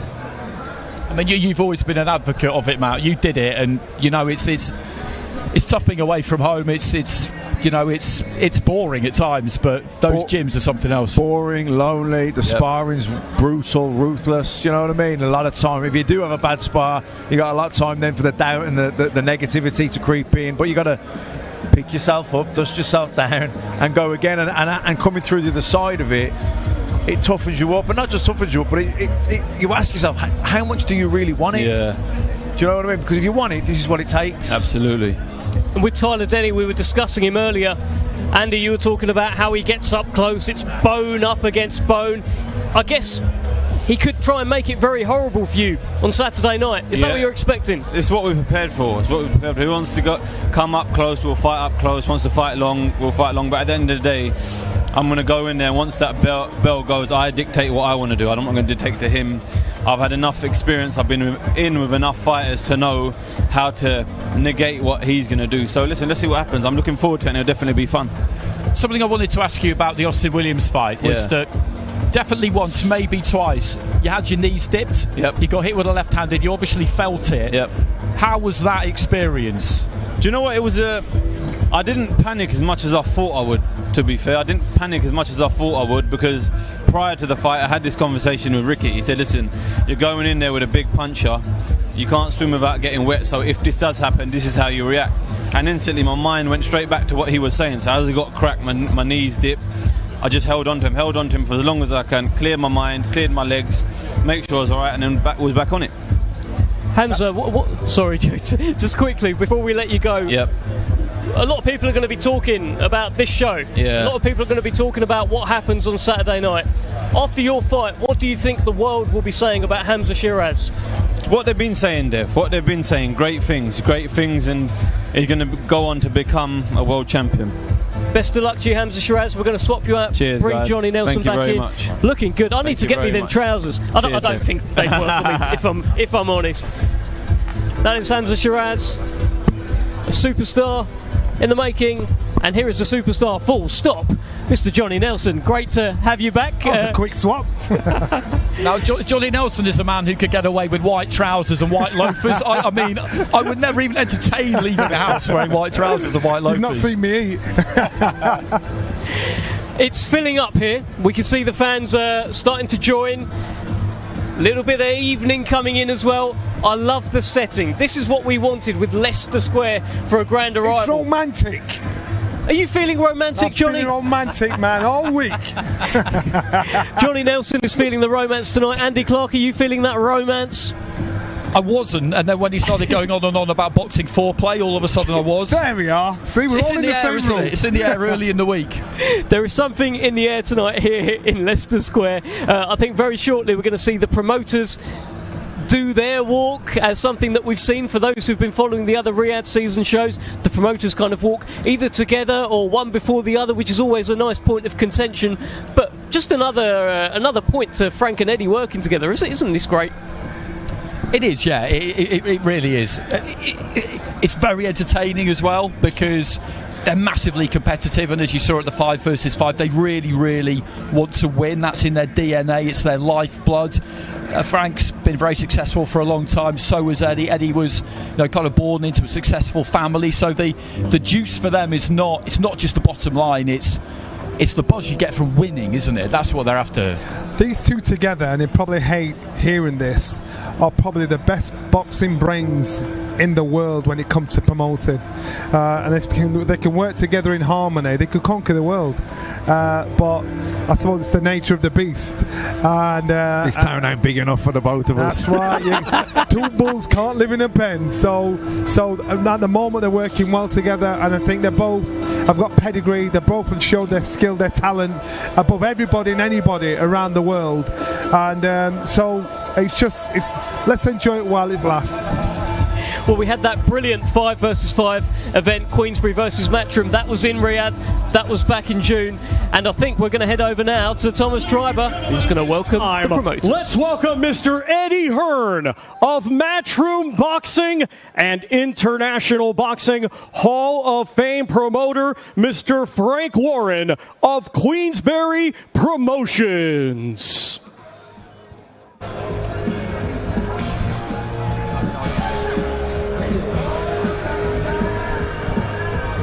Well, here come Eddie Hearn and Frank Warren.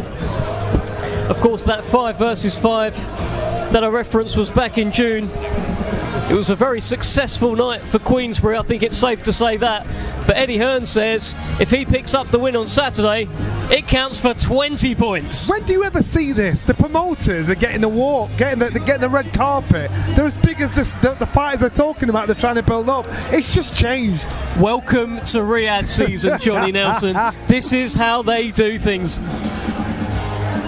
Very regal from Frank. I'm loving the sort of, there's a presidential air to how Frank Warren takes the walk.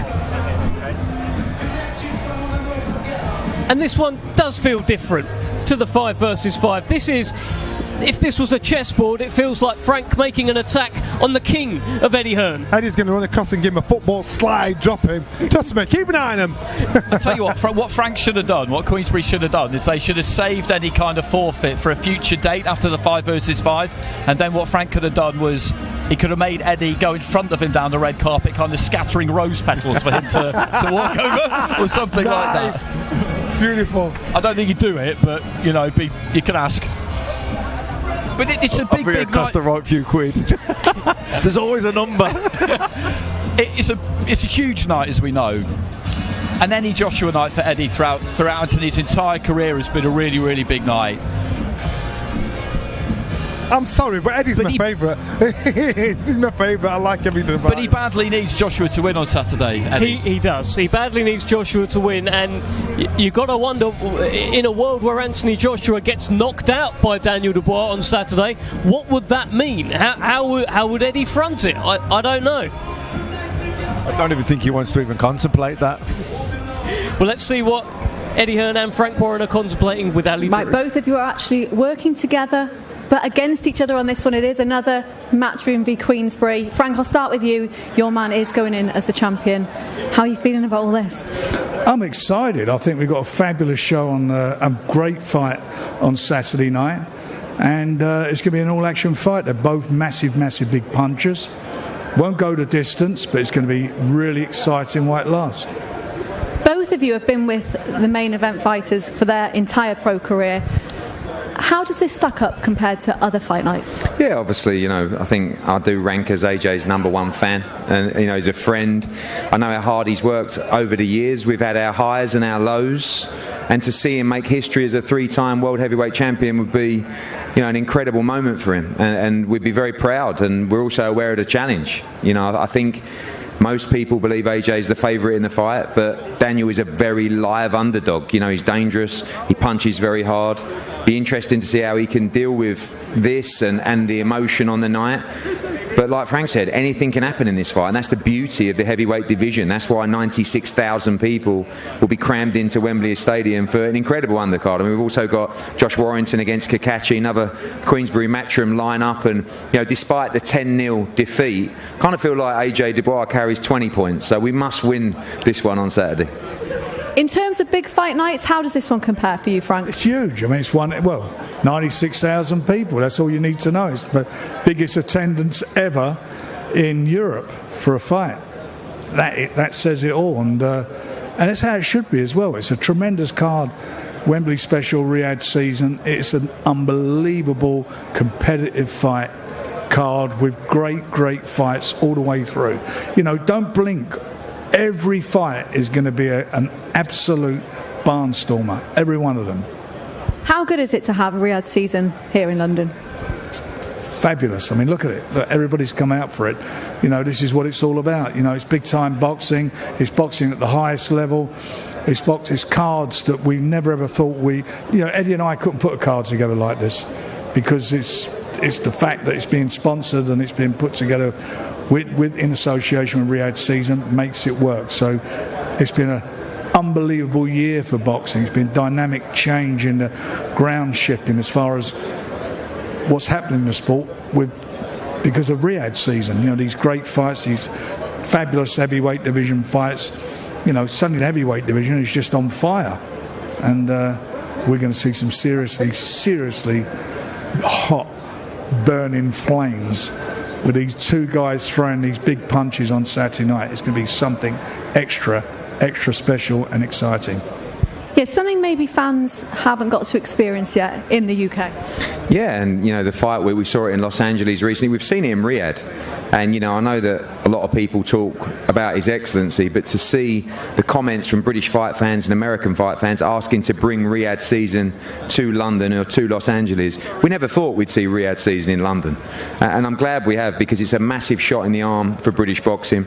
As Frank said, this whole project has really been less than a year, 11 months since the first Riyadh season event, and we're getting to see all the big fights, all the big cards.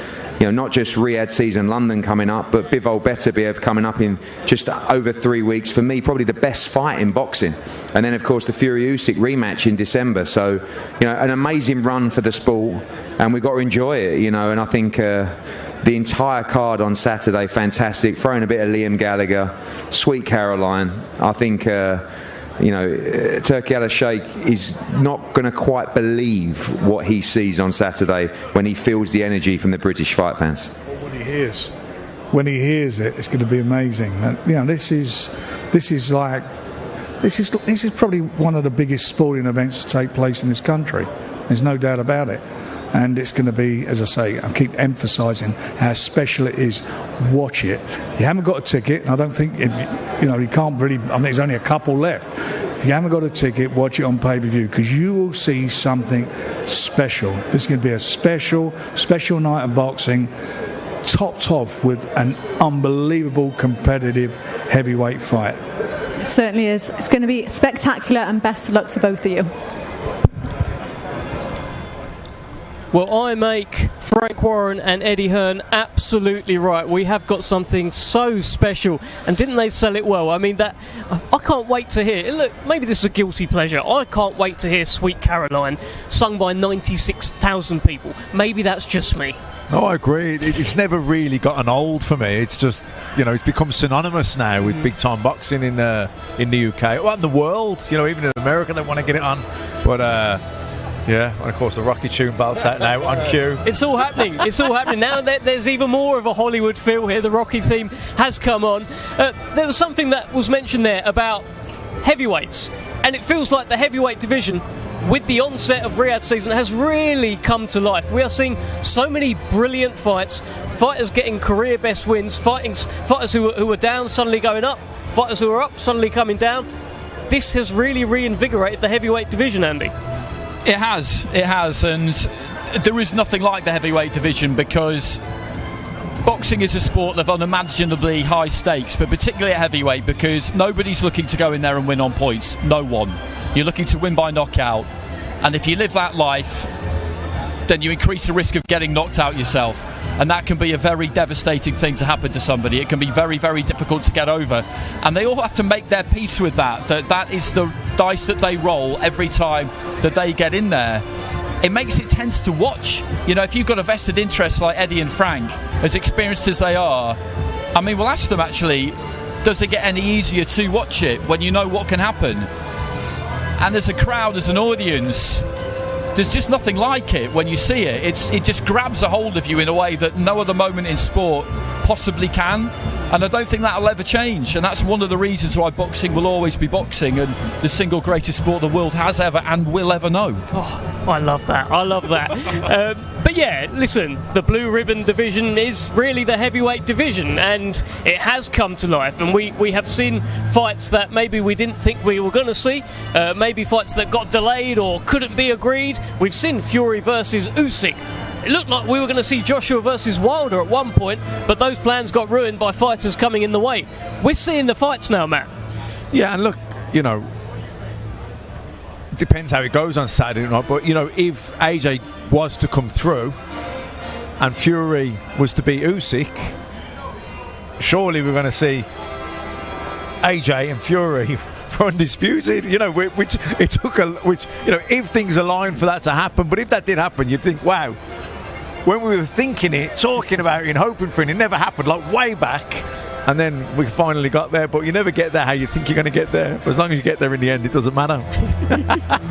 Can you see that, Johnny, as part of a kind of a bigger plan? Of course, this is a huge fight, but it's almost a semi-finalish kind of feel to it. There's no doubt Fury Usyk 2 is coming up. These are the four big heavyweights right now. I think AJ Fury can always happen. Even if they box each other in 5 years' time, it would always create that excitement, that buzz. Oh, it's happening now, and maybe you know, getting each other at the right time, at the peak at both times. Unfortunately, I don't think we're going to get that. We're going to get a couple of shot-worn versions of each other. The fight could happen, and because now these promoters are working together. But it's a case of the desire down to the fighters now, because they're in a very lucrative, strong position. You've got to look at the Usyk-Fury fight. If Fury loses, it's the fashion of the loss, how he deals with it. Because these guys have got paid a lot of money, so I don't think money's going to be their god or their motivation for this. It's about getting up there, getting himself in the ring to fight. I think for AJ, he can't afford to slip up here, because again, you know, you talk about the Fury and even a one fight after that, again, these could make a difference to the mindset of fighters. So it's all make-believe until they step up those steps and get in the ring. It is, but I want to know what you three think of this. Given what Matt said about you never know what's going to happen, if AJ does beat Dubois, do you think there'll be a temptation then to say, let's do AJ Fury next? And then the winner of that will give Usyk a few quid and he can wait. Then the winner of AJ against Fury can fight Usyk for undisputed and just get that fight made, rather than wait in case Fury doesn't beat Usyk and it just never happens. So in make-believe world, if Usyk decides to sit back and let these guys fight it out, could I see it happening? Well, yeah, I can see it happening, because now Usyk's around and he's the bogeyman, and he's proved that he's a bogeyman. So if these guys didn't have to fight him rather than fight each other, I think that's the choice if he'd have. But Usyk's in the way, regardless of what happens. He's the dream breaker. So unless Usyk grants them like he granted the IBF, here you are, here's my gift to you. He's in a great position. Yeah, I mean, look, you just never know what could happen. You've asked that question to the three of us. You never know. If this current world with Riyadh season and boxing, any scenario can play out. I just think it would take a lot for Alexander Usyk to say, no, let me bin off my fight with Tyson Fury, my huge money-spinning rematch, after having won the first fight. Because in theory, he could win that again, and he's even better, even more of a respected champion. Usyk seems to be the kind of guy that he doesn't play that more notes on the end of my paycheck, and I think it's more of an honour thing for him, even though he's getting paid handsomely. So I don't think he'll play that silly game. I just don't think he will. I just don't think he's that kind of character. I think we're too far down the line with it now. I think, the fight's on, isn't it? Usyk Fury. I think that goes ahead. I think Fury will want it. It was a close fight last time. He'll believe that he can improve on the performance. He'll have analysed his performance, thinking I could do this different, do that different, and I'll get the win. And then, the fight with AJ then was even all the more bigger if AJ beats Dubois. But that's a big if. It's a big if. We're expecting to hear from Frank Warren and Eddie Hearn very shortly, who are going to join us up here. Let me ask you this, Andy. If this result goes a certain way on Saturday, could this be the end of the love-in between Frank Warren and Eddie Hearn? Are they going to be enemies? If say, Dubois knocks out Joshua, and I don't know, what would happen to the relationship? I would probably describe it as a fairly fragile romance from the beginning, if I'm honest. But that's always going to be the case when you've got two elite level operators who are trying to share the same space. Does it seem like an arranged marriage? Yeah, there you go. They're not really used to sharing. They don't really. It's not like they won't do it, because they are doing it. But their nature is that they're always going to want to dominate. It's their nature to want to do that. So this kind of entente cordiale, which is being conducted at the minute, it's working, and then maybe they're getting used to it. But that competitive instinct to always want to outdo each other, even if there wasn't a history there between the families, it will just always be there. Do you agree with that, Matt? Yeah, look, like you say, it's like, this town ain't big enough for the both of us scenario again, isn't it? They both want to be top, don't they? Because they wouldn't be where they were if they didn't have that competitive spirit inside them. They want to be the best. Something that Daniel Dubois said earlier in the week, which caught me off guard a little bit. He says he feels like he's actually the more experienced fighter because he's been boxing since he was 9 years old. AJ came to the sport very late. So whilst the public is looking at Anthony Joshua as the experienced guy, the theme of experience versus youth, Daniel Dubois believes he is the man with experience. It probably is, and again, I'm the example. The amateurs, to 90% of professional fighters out there, doesn't mean anything in the professional game. A guy like me shouldn't have 13 amateur fights, winning only 3, and end up setting a record of world title defences as a professional. It doesn't mean anything. It's only the really good elite ones like Naz, like Usyk, that were brilliant amateurs and brilliant pros. There's only a few of them that can do that. So when Daniel's saying that, I understand what he's saying. He's got more miles on the clock. But that doesn't mean I'm going to be better than you because I've done more than you. It might mean I'm more tired than you. It might mean I was better at that. That's just how it is. There's an interesting comment from Daniel about the experience. What did you make of it?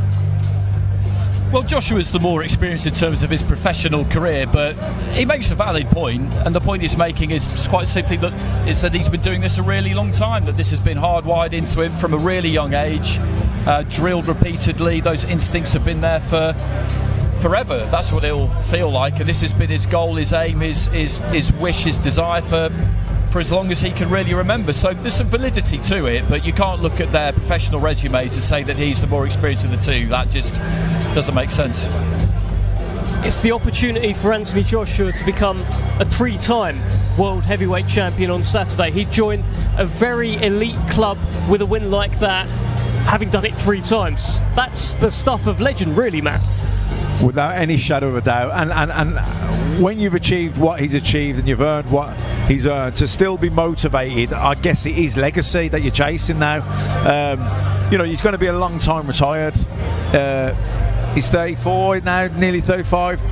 He looks fresh for it, really, considering he's had some hard fights and everything. He looks physically, even when you're talking to him, seems very sharp still. Not only would he become a 3 times heavyweight champion of the world, like you say, joining a very, very elite group of heavyweights, it does keep that fight with Fury, that the fight, if Fury's to beat Usyk, undisputed, it keeps that alive as well. So, obviously Fury's got to be, there's still ifs and buts and maybes, but it keeps it alive. Do you think that's driving him? Because, listen, he's made generational wealth. His kids won't have to work. Their kids won't have to work. He certainly doesn't have to work. Is a future fight with Tyson Fury, that rivalry, do you think that's what's keeping him in the game? So I'm quite sure for a few years now, both Tyson Fury and Anthony Joshua don't have to box. I suppose it's like watching a lot of Premiership millionaires running around the pitch playing football. They do it because of the love of the sport. You start off for the love of the sport, then you fall into, God, I've got to make some money. When you made mad money, you're still fit enough to do it, then it's back for the love of the sport. Now it's about pride and love of the sport. That's who Anthony Joshua is, that's who Tyson Fury is. And so these guys are in a unique position. Your Mayweathers have been in that position, your Ali's are in that position. Only few fighters get into that position, and that's when you see history makers, because these guys do it for the love of the sport. Well, let's hear from the promoters, Eddie Hearn and Frank Warren, who are going to join us. Let's get Frank. Welcome. Thank you. Great to see you, gentlemen. Let's just take a moment to look around. We're in Leicester Square. It's grand arrivals of Fight Week. Have you ever seen anything like it?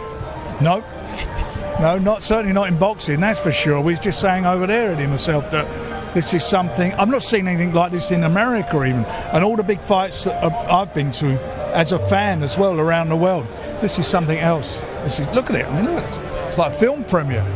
It is like a film premiere. Eddie, some of that Riyadh season magic being sprinkled on London. You look at the lilac carpet. I mean, I don't know how much it's cost, but it's pretty much the whole length of Leicester Square.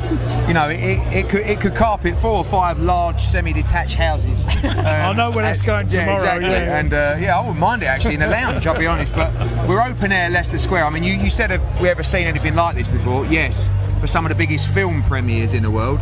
But this is the boxing premiere ahead of the unveiling on Saturday night of Riyadh season, the Wembley edition.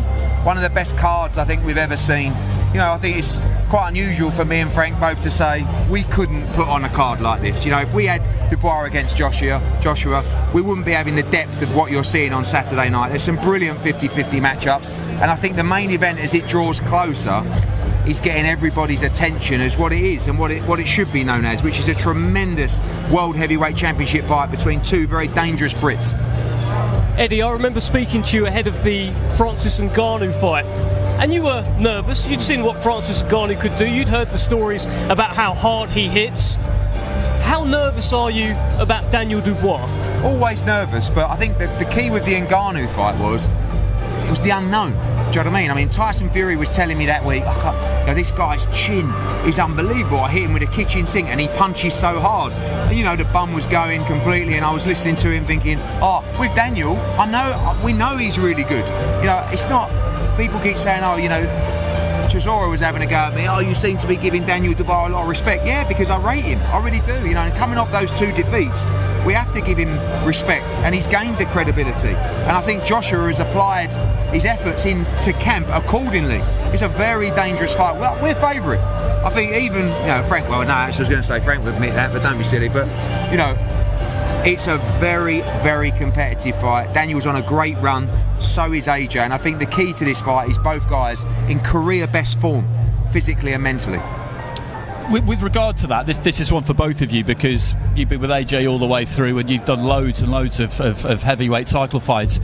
Do you ever get used to just the sheer jeopardy of it and the unimaginably high stakes of top-level heavyweight boxing, where really anything can happen? It's a bit of a cliche in the sport, but in there with the big boys, anything can happen. It's because of the punch power. Because of what they carry in their fist. Especially, big punchers. They're both massive punchers. And let's get it right. Neither of us want to see our guy take the first big punch. Neither of us want to do that, because I think that's going to be the telling moment in the fight. But it's going to happen. It's not going to go the distance, because these styles of these guys will not allow that to happen. They're not that type of fighters. They're very, when they've got a guy in trouble, they're both good finishers. They're very good finishers. So it's who's going to blink first, who's going to get caught with a counter, because I think that's going to be the key to it. I don't think it'll be somebody throwing the perfect shot. I think as they throw something, it's the counter back, and then how they react to it. It's going to be their heart and their minds. have I got a plan B? Do I want to taste that again? But it's going to be exciting. There's no doubt about it. And everybody's got a case for who can win the fight. But the fact of the matter is, it is jeopardy for both of them. Absolute jeopardy, and that's why it's so exciting. That's why all these people are here. That's why we sold 90,000 tickets. People are there because they know it. They know what this fight is. This fight is two Brits who are on a roll, and they've shown tremendous run of form lately, and it deserves what it's getting. Because I've got to tell you something, this will be special. It's also two heavyweights in Anthony Joshua and Daniel Dubois who have really come alive with Riyadh's season. Anthony Joshua's 2 fights post-Usyk, Jermaine Franklin, Helenius, and then suddenly the last 2, he looked $1 million. Daniel Dubois, his last 2 fights with Riyadh's season has looked $1 million as well. It feels like it's invigorated them both. Oh, sorry. Whoever wants it. Neither of us really like to talk, to be honest. No, we've had enough of this. We're studying off. But I think you're right. I mean, look, Daniel coming off the Usyk, I thought he did well in the Usyk fight. Really, I thought he was very competitive in that fight. Big Baby Miller was a turning point because halfway through that fight, it looked like he could be ready to jack it here. And if he got beat, he was in a terrible place. And in comes the old man, rattles him up in the corner.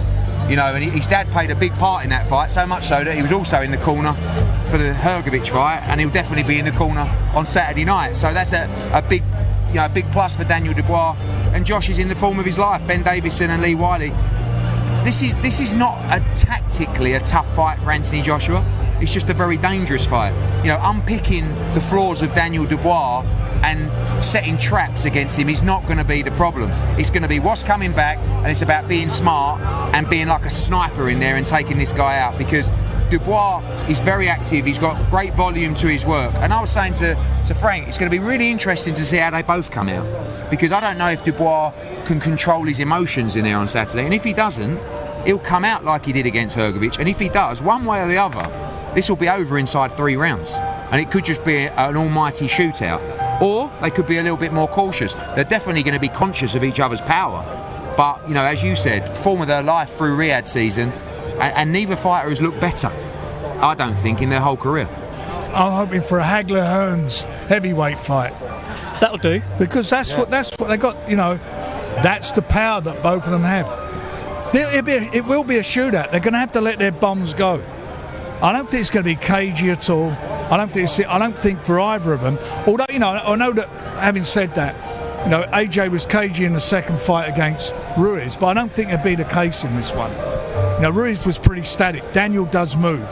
He's younger and he'll move. So they're going to have to let their shots go. They will let their shots go. Well, they will both let their shots go, and we're going to have to let you go, Frank Warren and Eddie Hearn. Great to have you both. Best of luck to both of you, but mainly Frank on Saturday night. Great to see you as always, Eddie. We're going to swap you out, bring in Mr. Matt Macklin and Johnny Nelson. 2 promoters in great form. And we've had the promise. They've made it pretty clear. It's going to be fireworks on Saturday night. Tactically, talk to me a little bit about tactics. What do you think? How does it play out, Matt? I think Dubois will come out quite aggressive. I think the nerves will make that. I don't think he'll be reckless, but I think he'll be looking to get on the front foot and put AJ on the back foot and put him under pressure. Now, will AJ box, try and have a look, take the wins, soften him up with the jab and come into the fight, or will he meet him head on? I don't know. I haven't got a clue. What are you thinking, Andy? I think the jabs are important. They've both got good jabs, but I think Joshua extends further with the jab. He punches longer with the jab, and he will want to try that out in the early stages and see if he can catch Dubois with it. And if he can get Dubois on the end of that, then Dubois' got an enormous problem. So he will definitely look for that, but I don't think... Ladies and gentlemen, I think the jab's key. They both got good Saturday jabs. Is scheduled for 12 rounds, and it will be for the IBF Heavyweight Championship of the World. Let's now welcome the participants. First, the defending champion from Greenwich, London, England. His professional record, 21 wins, 2 defeats, with 20 of his 21 wins coming by way of knockout. Let's welcome the reigning and defending IBF heavyweight champion of the world, Triple D, Daniel Dynamite Dubois. Well, here comes Triple D, Daniel Dynamite Dubois, now the reigning IBF World Heavyweight Champion. And that is an ear-to-ear smile from Daniel Dubois, those suggesting that maybe he wouldn't enjoy events like this, maybe he'd be sheepish, maybe he'd be nervous. Well, I'm not sure they were right, because he is taking in every moment here the new IBF World Heavyweight Champion, and there is that IBF crown, and there is Daniel Dubois, Andy. Didn't waste any time on that walk, did he? He did look like he was enjoying it, but he paced down that carpet, ready for the pictures, ready to have a couple of conversations with us and with our broadcast colleagues and with the media in general. And then I think he'll look to get out of here as soon as he reasonably can. But that's just him, isn't it? You know, he will admit that this is not his favourite thing in the world. He doesn't hate it. It's just... it's something he can live without. Daniel, fight week, a huge fight week is here as you look to defend your IBF title on Saturday. How are you feeling? Good, confident, just relaxed and just soaking it all up, soaking up the energy. It's good. This will be your first time fighting at Wembley Stadium. How are you mentally preparing yourself for what is to come? Record-breaking crowds and the whole atmosphere. Yeah, I'm just going to feed off of that energy and just build it up. I can't wait for it, you know. It's my time. I'm ready for it. Yeah, you've been saying you want to fight AJ for a long time. You've been calling out his name. You've been saying you want the fight. Is now the right time, your time, to be taking this fight? Yeah, definitely. You guys are going to see this is my time. I'm the man. So I need to, go out there and legitimize it. I'm the champ.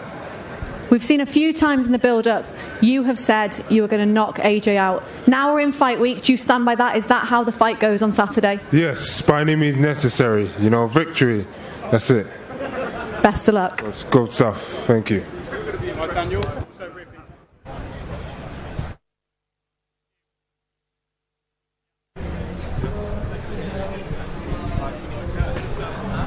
Well, that is the IBF World Heavyweight Champion, Daniel Dubois. He is all business. And I'm liking Daniel Dubois this week. I'm liking the energy, I'm liking the vibe. We did an interview yesterday where he threatened to hit me, he sort of fainted. He's in good spirits, he's in a good mood. Yeah, I think he is. He's been part of big occasions before, as we mentioned. Never one like this, but there's a first time for everything. And I've never really felt that it would get to him too much during fight week, because he's one of these fighters who he doesn't tend to overthink things, or at least you don't want him to overthink things. He gets up in the morning and he starts thinking about boxing, and he thinks about boxing all day until he goes to bed, and then he dreams about boxing. Are you talking about yourself or Daniel Dubois? And then he does the same thing the next day. Yeah. So I don't think that he will necessarily take all of this too seriously. He sees Joshua as a man who puts his trousers on one leg at a time like everybody else. And yet on the ring walk we might see something a little bit different. I hope we do see some nerves and some tension, because they should be there for an occasion like this, but I don't think they'll be obstructive. I think I've heard Daniel Dubois described as inexperienced, but he's not really now, is he? At 27 years old, he has gone through a lot. He's had ups and downs. He's gone out to Miami on a Don King show and knocked out Trevor Bryant. He's been through it. Yeah, I don't know who you heard that from. He's not inexperienced. He's experienced enough to be at this level, and you've got to go through experiences to get wisdom. So he's well and truly deserved to be in this position now. That's what we fight for. That's why we start boxing, to get to this point in your careers. I just love the confidence when he walked down there, the track he played down. He's thinking, I've got to stand in the shoes of a champion. I've got to act like one. I've got to walk like one, talk like one. And that's what he's got to do. He's got to get the job done. And one thing I've noticed, the absence of Don Charles. I've not seen him at all week. So I'm just curious if is there any more to that, or what? Or Don's just saying, get on with it, do it yourself until comes to fight night. Yeah, I'm not sure what the reason behind that is. I don't think there is one necessarily. I think they're just happy to have other people around him in these formative few days. He's probably got other fighters to train. As a trainer, this is the time where you need to stay in the ear of your fighter, because if you're surrounded by people that don't know that the fighter you will build up, people can say negative things to you, people can put things in your head. Benedict sticks you like glue. He sticks like glue, be constantly talking to get into your head, to believe in yourself. So I'm just curious as to see where Don is and why, what his thinking is behind this. Well, I'm sure we'll hear from Don during the week. It was interesting yesterday, and yeah, even today, as you mentioned there. I'm sure we're going to see more of an entourage with Anthony Joshua. There was an entourage with him yesterday for the media days. Daniel Dubois was pretty much bowling about on his own. Is that just because of the stages they are in their kind of career, or is there more to it? You know what? I don't think. I just think Daniel Dubois is that kind of guy. But AJ's been there on this stage already. He knows how it works. He knows what the protocol is, and so he's been there, done that. So he's very comfortable with the situation. Daniel just doesn't. How impressed have we been with the redemption of Daniel Dubois? Very impressed. You know, I think probably the last two wins were his biggest wins, his best wins, you know, of his career against probably the best opponents. Certainly the Hrgović one. Yeah, brilliant. Look, like I said, timing-wise, he's in the form he wants to be in going into the biggest fight of his life, and he is. Well, let's hear from the man himself, Dynamite Daniel Dubois. Joining us here. Thank you for joining us, Daniel. How are you? I'm good, man. I'm alright. Yeah. You are alright, aren't you? Do you know what? That was an ear-to-ear smile. You're loving this. Just chilling, man. Just chilling. Let's soak up the crowd and let the rituals begin. Is this kind of how you're seeing Saturday? Because it will be 96,000 people. Are you going to harness their energy? For sure. I'm going to feed off of that big time. You know, 96,000, that's a lot of energy in the ring, and I'm looking forward to everything, the ring walk, everything. So do you use visualisation techniques ahead of Saturday? Will you kind of picture in your mind what it'll be like with 96,000 people, so that will you get there in the afternoon and make the walk from the dressing room to the ring? I'm not going to fill you guys in too much of all that, but I know what I got to do. My team's strong, and I'm ready to go out there and just perform and come out with a devastating victory. And Matt, we was talking about the kind of redemption of Daniel Dubois. You've been impressed with particularly the last couple of fights. Yeah, I was saying, the fight with Hrgović, you got tough in there, got hot and heavy, and you bit down in your gum shield, you dug deep, and you found something extra and came through it. Yeah, you have to, man. This is boxing. So the confidence of that going into this fight, that's what you would want. Of course, yeah. That was just building off of them two fights, redeeming myself, and yeah. Now I'm the champ. I've got the title. I've got to hold on to it and go further, push further. Did you always? I'm sure you did always. So I'm asking a question I kind of know the answer to, but when you were coming through the ranks, I'm sure you thought somewhere down the line you and Anthony Joshua would cross paths. Yeah, it was talked about a lot, I suppose, at the start of our careers, and that we were going to cross paths. So yes, I think. Did you think it would take this long to get there? Nah. No, listen, it ain't been that long, to be fair. It's just I've been through my ups and downs, had my experience, now I'm ready. So we were just talking about the team before you joined us, and we haven't seen Don yet this week. Is Don just happy to leave you to it for the first couple of days? I'm not sure where he is. I mean, we've got all the guys here, as long as he's there on Saturday in the ring in my corner, that's all I need. Daniel, I've heard a lot of people talk about it's whoever lands first in this fight. You're both big hitters. Do you agree with that? Is this about whoever lands the first big punch? Yeah, heavyweights, that's what they expect. So, I'm going to use my skills, my boxing experience, and put it all together. A lot of people are talking about the Hrgovic fight, the number of right hands you took. Ultimately, you came through. But people are saying if he takes those right hands from Anthony Joshua, it's good.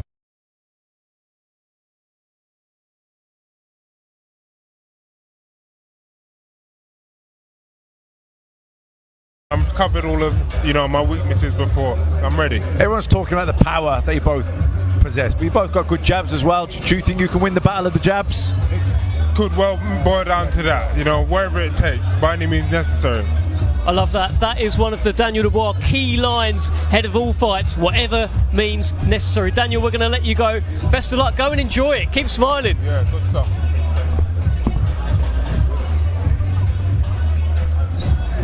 I have to confirm there, I just received a fist bump from Daniel Dubois, and I'm not sure I can move my hand anymore. He really follows through with those fist bumps. The guy's different. Have you had one yet? No, I've avoided it. If I'm honest. Guy's an absolute animal, but he's in good spirits, right? Oh, he looks happy, he looks relaxed. He looks how you'd want him to look. And he talked about Don. You mentioned that Don's not there. He's like, I'm sure Don's here somewhere, but he didn't seem concerned. So maybe Don is around here somewhere. Don Charles. Listen, horses for courses. That's just how I'd be brought up on, and that's what I understand. I understand the logic behind your coach being with you constantly. Daniel looks very relaxed in his face, in his mannerisms, how he is. He's smiling, taking everything in. So good for him. Well, you've just seen Anthony Joshua on your screens. He has arrived now, fist bumping the fans. There was a bit of a roar around here as he did arrive. And Wembley Stadium is nothing new for Anthony Joshua. This will be his third fight at Wembley Stadium. In theory, this is just another day at the office. Yeah. And again, I don't think any of this. He's a stadium fighter. That's who he is. You've got some fights that are small hall fighters. You've got some fights that are big time fighters, and that's Anthony Joshua through and through. It absolutely is. But this one, 96,000 people. It's the biggest one yet, Andy. I think he might be just feeling maybe a slight blast of nostalgia there, actually, as he high fives a few people in the crowd and takes a few selfies, going back to 2017 and 2018 when it was Wembley, Cardiff, Wembley, and he was the challenger from Watford, England, a gold medalist. He now has a professional record of 28 wins, 3 defeats, with 25 of his 28 wins coming by way of knockout. Let's welcome the former 2-time heavyweight champion of the world, AJ Anthony Joshua.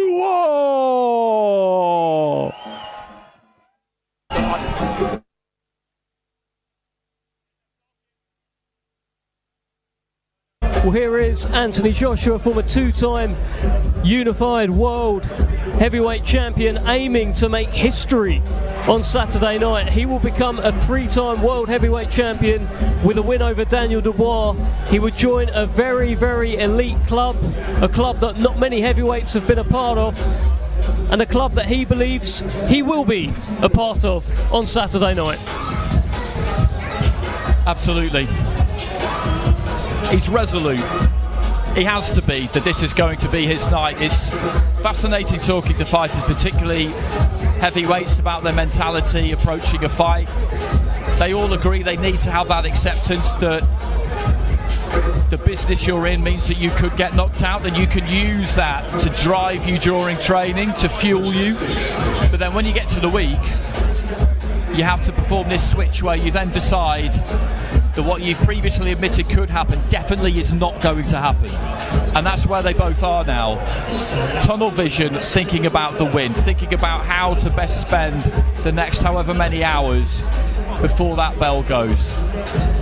Well, speaking to Moses Italma the other day, of course, the rising heavyweight star who is in the same gym as Anthony Joshua, and Moses said that he has seen it flick with AJ. He asked AJ if he was ready, and AJ replied with an expletive and said, yes, I'm ready. So this is a man very much ready to go, resurgent under Ben Davison.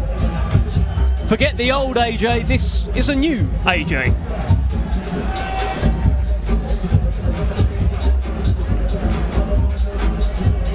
many people get this, do they? Not many athletes get this. You think about individual sports and you see open-top bus parades for teams, and I've seen some homecoming parades for Olympic athletes, but for individuals, and he is the main man on this card, to get this kind of reception and have this kind of occasion, you just don't really see it in other sports. You don't really see it too much in other industries. Yes, film stars are celebrated and famous, but there's something about fighters. There always has been. That's why people write books about them. That's why people make films about them, that they have this kind of mystique. They can appear to be relatable. These two are a good example. Johnny Nelson and Matt Macklin do a great job of appearing to be relatable, normal people in the way that they talk about boxing, but they're not, because fighters are not. It's the way you're made. You cannot be. And Joshua, he's like that, isn't he? You know, he is a down-to-earth guy. He's always tried to do things the right way, do the right thing. He's got time for people. It's easy to feel like he's like someone you know, but he isn't like anyone you've ever met. No, you're right. I think he's a really decent fella, but, you know, he's been a superstar, really, from his whole pro career. You know, to win an Olympic gold medal in London, he was just launched into the spotlight, wasn't he? And you know, like I said, 7 years ago, getting off the canvas to beat Klitschko, you know, that shock defeat in Madison Square Garden, rebuilding, coming back, losing it again, and here he is again. It's like his star quality, his profile, his fame and popularity, he's on another level. Well, there is not a street in the UK that he can walk down without being stopped, without being recognised, without being asked for selfies. It's kind of like yourself, Johnny. AJ is going to milk this. I've seen him many times after a fight. He's like stayed there and taking pictures with absolutely everybody from the ring, and like his team saying, come on, let's get in. So I think he really was giving back to the fans. I think it's probably stung a little bit by the fans' reaction when things weren't going great, but I think he's probably fallen back in love with it again. He's thinking, this is my platform, this is what I do. I'm in fight mode now. I'll say hello to everybody and get the job done. He'll take his time. That's another 15 minutes we're waiting, mate. Well, we are seeing fans hanging out of windows here just to catch a glimpse of Anthony Joshua, but he has gone through it. Fans can be fickle. We've talked about hero to zero. He's had those moments as well that he's had to come through, Andy. Yeah, he absolutely has, and you feel it. You know, it's impossible not to feel it, because I mentioned that stadium tour, Wembley, Cardiff, Wembley, and he was so big at that point. We were lucky enough to cover all those fights, and you're on the inside of something, this massive machine, and you're aware at the time of just how big it is. And then, of course, he goes to America and loses to Andy Ruiz in the most unexpected circumstances, wins the rematch, but it's not in the UK. And then, of course, we have COVID, which was just the most extraordinary thing, where everything went on hold. And he boxed against Pulev, but in front of 1,000 people.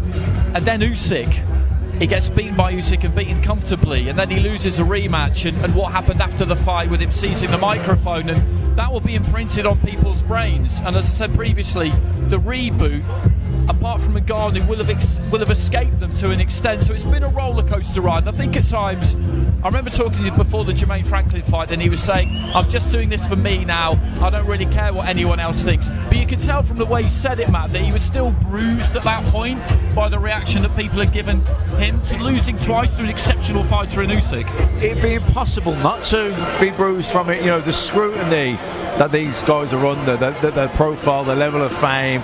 You know, it's a cruel business, boxing. You know what I mean? Hero to zero. You know what I mean? It's nothing as ruthless as it. I mean, don't get me wrong. All sports can be ruthless to some level.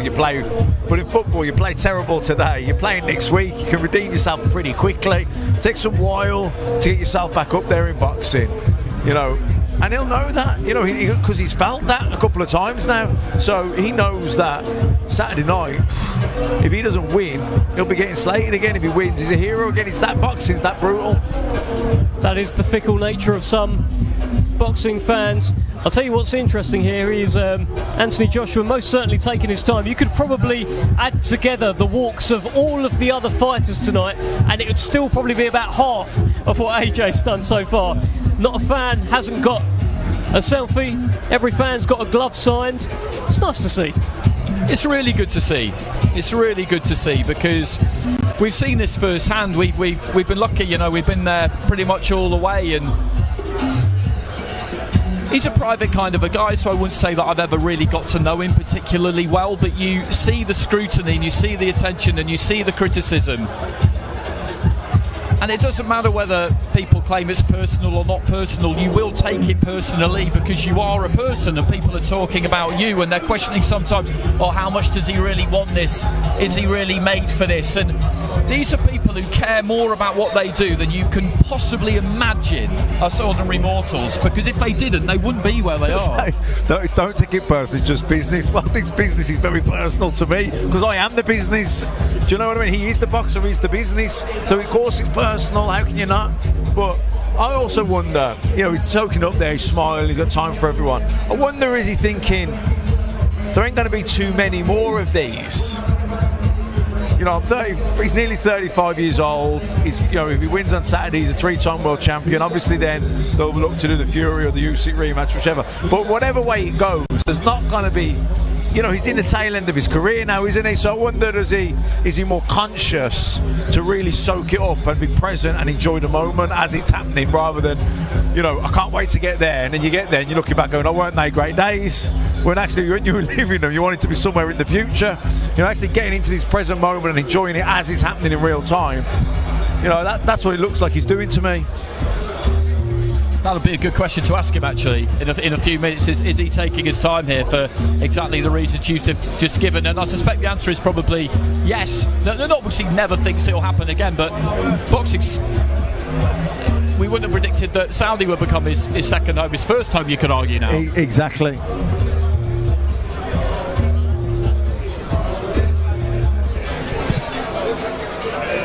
Well, the fans have most certainly gathered here. Just a reminder where we are. This isn't a film premiere, by the way.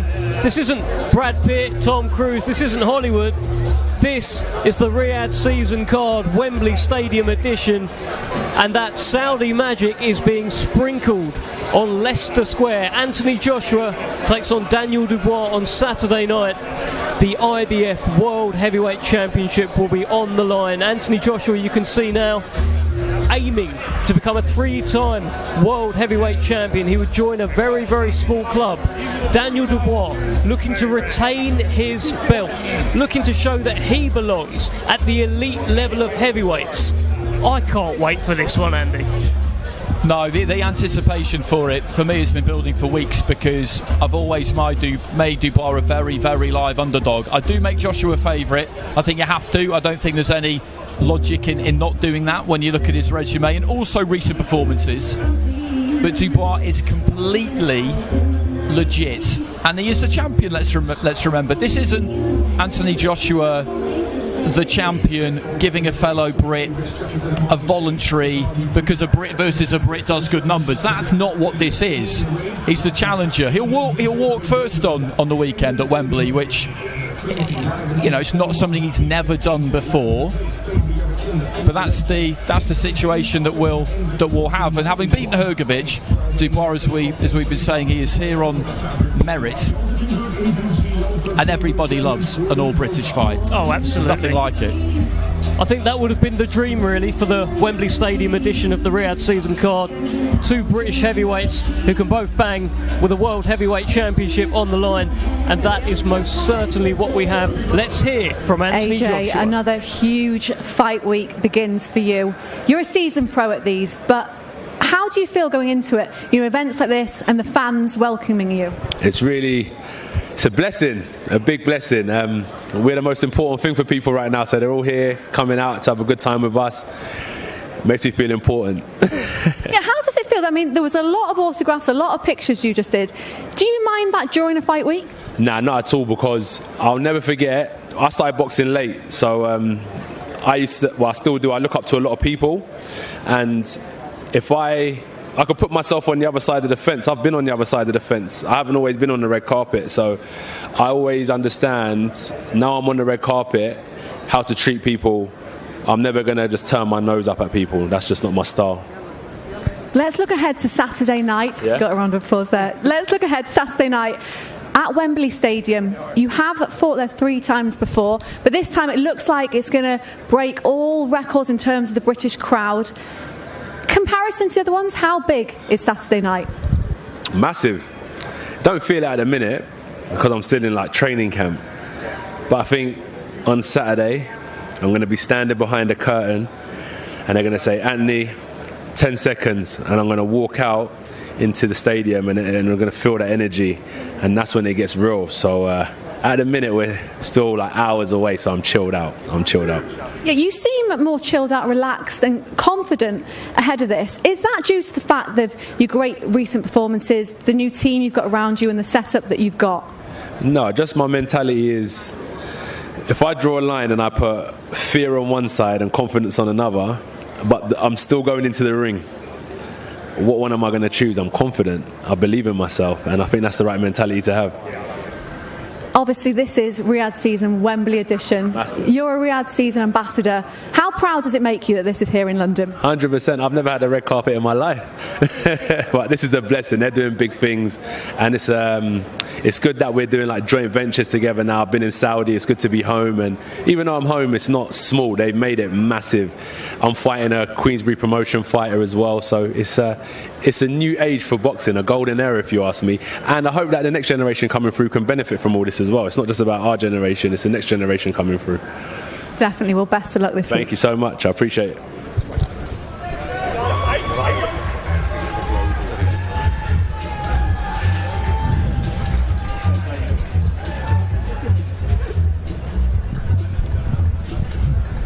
Well, he took his time coming down the purple carpet, and he seems very, very relaxed. You would expect that because he is, as Ali said, he's a seasoned pro at this, and he will be an absolute expert now at navigating fight week, giving his energy to the right things, receiving as much energy as he can, which is what he did there. He's feeling the love and the energy of the crowd, and that's a really nice thing to have. He'll know how to do this, won't he, without taking any gas out of his tank and just feeding off it all in a positive way. What would you say? That's 14 minutes walking down there. We knew we'd make the most of that, but that's part of control, trying to control how you can of the time. And it's even sending a message over to Daniel. He'll see that. He'll see how massive, how popular he is. And they're all little things that put you in place to get you into the psyche of the guy you're fighting. Also, I wonder, at this age and stage in his career, is he thinking, there ain't going to be too many more of these? Yeah. Even all going well on Saturday, a win, and even if the Fury fight happens, he's in the tail end of his career now, so maybe he's thinking, I'm going to really take my time, soak it up, enjoy it. Not that he doesn't anyway, but just go that little bit more. Yeah, I think so, because it is a very unpredictable business. We were just talking about how lucky we've been to have our careers as broadcasters overlap with his, basically, and I remember that tour, Wembley, Cardiff, Wembley, and thinking in the middle of it that a run like that was almost certainly not going to happen again, and you have to make sure you don't take it for granted, because you don't know where the next port of call might be. We wouldn't have imagined that long ago that all these big fights would be going to Riyadh season in Saudi Arabia, and a big credit to Turki Al Sheikh for bringing a Riyadh season fight here and having one in LA, because you look around at what this is and the scale of everything, it's just a no-brainer, isn't it? Oh, listen, we're blessed and lucky to be around at a time when all these fights are happening. The fans are, like I said, 96,000 people at Wembley Stadium. Just an unbelievable time to be involved in boxing in whatever capacity you are. Johnny, how damaging would a defeat for him be on Saturday? Very damaging, regardless of on a public scale. Personally, it would be devastating, because he lost to Ruiz. He put that down he underestimated the opponent. Came back, fixed that, showed boxing ability. Getting in there with Usyk again, he's thinking this can't happen. Went back to the drawing board. Still went back to the drawing board. That didn't better him. If it was me thinking like a fighter, you've got to think to yourself, I've dotted every I and crossed every T. I've gone through every single experience. This shouldn't happen as long as I do my job. And realistically, if you go out there and you've trained to the best of your ability, you've done everything right, you should expect to win it. And if you lose, I don't think for 1 second he underestimates Danny Dubois. I don't think for 1 second he's going to dare make the mistake he made with Andy Ruiz. Not for a second. So therefore, him losing will be more devastating devastating to him personally, because he's going to think, what else can I do to make sure this, and it would ruin him mentally, emotionally. I don't know how they talk it around, but it would ruin him mentally, emotionally, because this shouldn't happen. It shouldn't be a case. It shouldn't even be the situation. Like after he boxed Francis Ngannou, look at the reaction, the celebration afterwards. It wasn't really like he just won a world title. He thought, that's what I should be doing. This guy's like in his second professional fight. This guy shouldn't be giving me a hassle. And he just walked off as to say, I've done the job. Where most people would have been, oh my God, look what I've just done. That's the attitude he wants. He understands who he is, understands the fighter he is, and therefore he understands the responsibility and position he's in. Right now, him boxing Daniel Dubois, his responsibility is to get rid of him, get the job done. Losing to him will be devastating to him on a personal level, never mind a professional level. But what he also understands, Matt, is that particularly in his division, what you're trying to do to somebody else can be done onto you. You don't have to make any mistakes in preparation or in fight week. You don't even have to make a mistake on the night. When you've got somebody with big, heavy hands like Dubois has got, then if he lands, that can be it. Look, Dubois is a massive puncher. AJ knows that. He's been hurt before. He's been down. It can happen. No illusions about that. So the threat's real.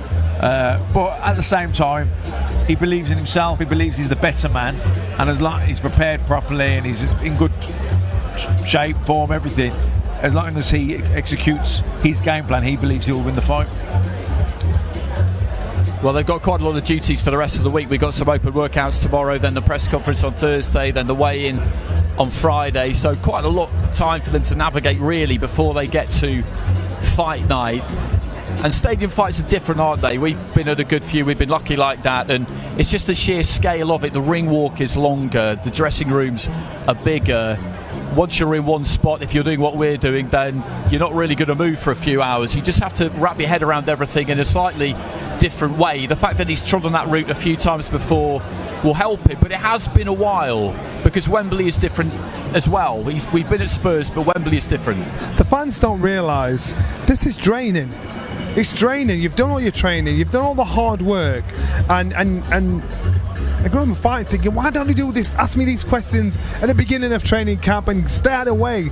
This is part of the job, and it's draining, mentally draining. And if you've got yourself to a certain point of isolation where you're away from all the reality of life, and then you're thrust into it, and you've got to hear our comments, you've got to hear silly questions that are thrown at you, you've got to answer them, it can just put you off balance. But and it's so frustrating. So you can understand why some fighters, they seem a bit truculent, a bit rude, a bit dismissive, because they don't want to do it. They just want to fight. And after fight, I'll talk to everybody. But this is very draining on a lot of fighters. I know it's just talking, but what I'm saying to you is, if you're physically putting your body through hellfire, when it comes to fight week, you don't want anything to tip over the scales. So what did you two like to do on the day of the fight? Because that's quite a long day. He's not going to get to the dressing room, I wouldn't have thought, before about 7, maybe around then, because you're expecting to be on at absolute earliest about 10 o'clock, but you don't want to get there too early because you don't want to be hanging around forever. How do you kill that time during the day? A bit of company with a few close friends or family or your team. You get up, have breakfast, go for a walk, come back, chill out, just talk about things not even related to boxing, or maybe related to boxing but definitely not specifically the fight. You just try and switch off as much as you can, and then there's a time to switch on, I think, and as you get through your career, you get better at doing that. When you get in the changing rooms, right, we're here now, getting your hands wrapped, start switching on a little bit. When you're getting the gloves on, you really start to switch on a bit more now, and you start hitting the pads, the butterflies are really coming now. But it's like you're letting it. That's the right time for it to come. You're letting them come now, but you don't want to be feeling like that the day before or the day of the fight, because then you're burnt. Like Johnny said, this is tiring. Doing the interviews, the same interviews, talking about the fight. You've got to do it, but it's exhausting, really. So that by the time you've weighed in, you don't even want to think about the fight.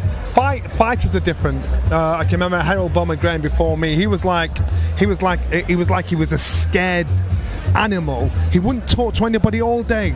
He'd sit there by himself. He'd be just sat there like someone had taken his tongue out, and he just wouldn't talk to anybody in the daytime, in the dressing room. He wouldn't talk to anybody. And then Naz comes along. Naz has the same atmosphere we had in the gym, the music, everybody blasting. He found calm throughout chaos, and he felt comfortable with that. So that's what wrote, and that was a slow transition, bringing the gym atmosphere to the dressing room. And then when that time comes, when it's time to start settling down, Brendan's going to let you all make noise around there. He's going to be doing your bandages, talking to you. You've got to focus on him. You've got to cut all that out and focus on him, zone in on him. And then that's when it's fight time. They're all making noise, find calm throughout chaos. And that's where you produce cameos of brilliance, because you're doing what you do in the gym. And that's what you're supposed to do. Okay, so he's just about to wander up the steps and join us. The man himself, in the shadow of the Leicester Square Odeon. Well, stranger's back. Anthony, thanks for coming over. Thank you for having me. We were all getting a bit misty-eyed there almost as you were making your way down the red carpet, and all the love and support you were getting from the fans, because it took us back to, honestly, us back to that ride you took us on, that stadium tour of Wembley, Cardiff, Wembley. Yeah. And Matt just made the point that, did you take your time over that, and are maybe going to take your time more over things like that this week, because you were a younger man then and it maybe went past a bit too quick, and now you're older, you can appreciate it more. Goes quick. I definitely appreciate it. I understand it a bit more. But as I said, I started boxing late. I was saying it to someone earlier. I've been on the other side of the fence. I've been on that side of the fence where I'm like waiting for someone that I respect and I want to meet. And I'm telling you, I've seen people look at me like I'm a piece of rubbish. And I'm blessed to be on the other side of the fence now, walking down the red carpet. So, because I've experienced being on that side, I'll always make sure, from my experience, I don't treat people like that. If I can, I'll give them as much time as I can until I get dragged away. Do you see the growth of you now, the AJ now to the AJ 5? I don't know. Years ago? I don't do think you so. see a difference in your attitude, the difference in your appreciation for the sport? Yeah. I think with this sport, you have to fall in love with it. You have to really study. Don't take your eye off the ball. So I read a lot. I watch boxing, and for the fans as well. I work hard at it, definitely. I want to improve. I still want to improve. But in terms of how my mindset is now, is it's just another day in the office, because it's crazy. I woke up last week and I was like, it's Sunday. 7 days from now, it's going to be Sunday again. The day after the fight, and it's going to be back home, same bed, same breakfast, nothing changes. So I was like, don't overthink it in my mind. For a fighter, it should be a normal procedure, minus all the 96,000 people. Get in the ring, do your job, normal procedure. One thing it took me a while to realise about elite level sport, and it is something I've spoken to fighters about a lot recently, is that you all accept the fact really that there's not that much you can control. You can prepare as best you can. I'm telling you, and what you will never be, will navigate. And then when the bell goes, whatever happens is whatever happens. I'm telling you, that's exactly it. And that's whoever's putting the most work, mentally, physically, everything. That's what we love about sports. It's so raw. It's two of the best coming together to showcase their talent in their chosen field, and what will be, and that's what I mean. Let me get to the ring, believe in myself, be confident, and relish in that moment, man. Why not? Just before we let you go, I've been dying to ask you about the Ngannou knockout. Yeah. Beautiful knockout, everything about it. The quick turn and walk away as well was tremendous. In that moment when he's getting up, or he's going to get up for the second time, and it's not over, you're going to need to finish him. Are you in that kind of flow state athletes talk about, where you're not really thinking about anything, it just happens? Or are you very present in that moment, very really thinking about it? I used to be in that flow state, and then opponents would still be there 6-7 rounds later. And that's the thing what I learned early on, because I started fighting good fighters early. For example, when I fought Klitschko, I dropped him in the 5th and I thought he was going to be like everyone else, but he stayed in there, and I was like, this ain't normal, but it's another level of boxing. So with Ngannou, I've learned, even with Pulev, in the 3rd round I hurt him, I threw about 150 punches and he stayed in another 6 rounds later. So I just learned, control the moment, don't let the moment control me, where normally if I hurt someone, I'm just going to go rushing in and throwing a barrage of punches, I'm caught up in the moment, where now if a 1-2 hurt you, it'll probably be smart enough. I'll probably be smart. The smarter option would be to throw a 1-2 again. That's a shot that hurt you in the first place. But what tends to happen, you hurt him with a 1-2, a big right hook comes, a big left hook comes, you're working him to the body. And I just learned with Ngannou is take my time. If I've hurt him once, I know I can do it again. You seem to switch because with the Klitschko fight, it was that swagger. Once they're done, you just swaggered off. And the same AJ rocked up when you took out Ngannou, is that swagger? You thought, my job's job done. Job done. Yeah, job done. Switched up. What's up? Do you know what? That's like that fighter in me, man. Like, we're supposed to do that. Like, we all know, if you want to be a respected fighter, you have to go in and you have to demolish your opponent. There's no two ways about it. No one's coming out to see. Unfortunately, like no one wants to see a clinical performance. Even though that's what boxing's about. The purest form is setting up shots. People want to see violence. They want to see, and it's like knockouts. It's mad, isn't it? But in order to get knockouts, you've got to put yourself in a lot of danger. You're trading shots But so we take away from the art of boxing in order to entertain, and that's what makes me so exciting, because I give you that. Is he going to get caught when he's doing it? Was he throwing his right hand and leaving himself open? But if I connect, it makes for a brilliant highlight reel. Amen to that. We'll let you go on that note. Thanks very much for giving us your time. It's been very enjoyable.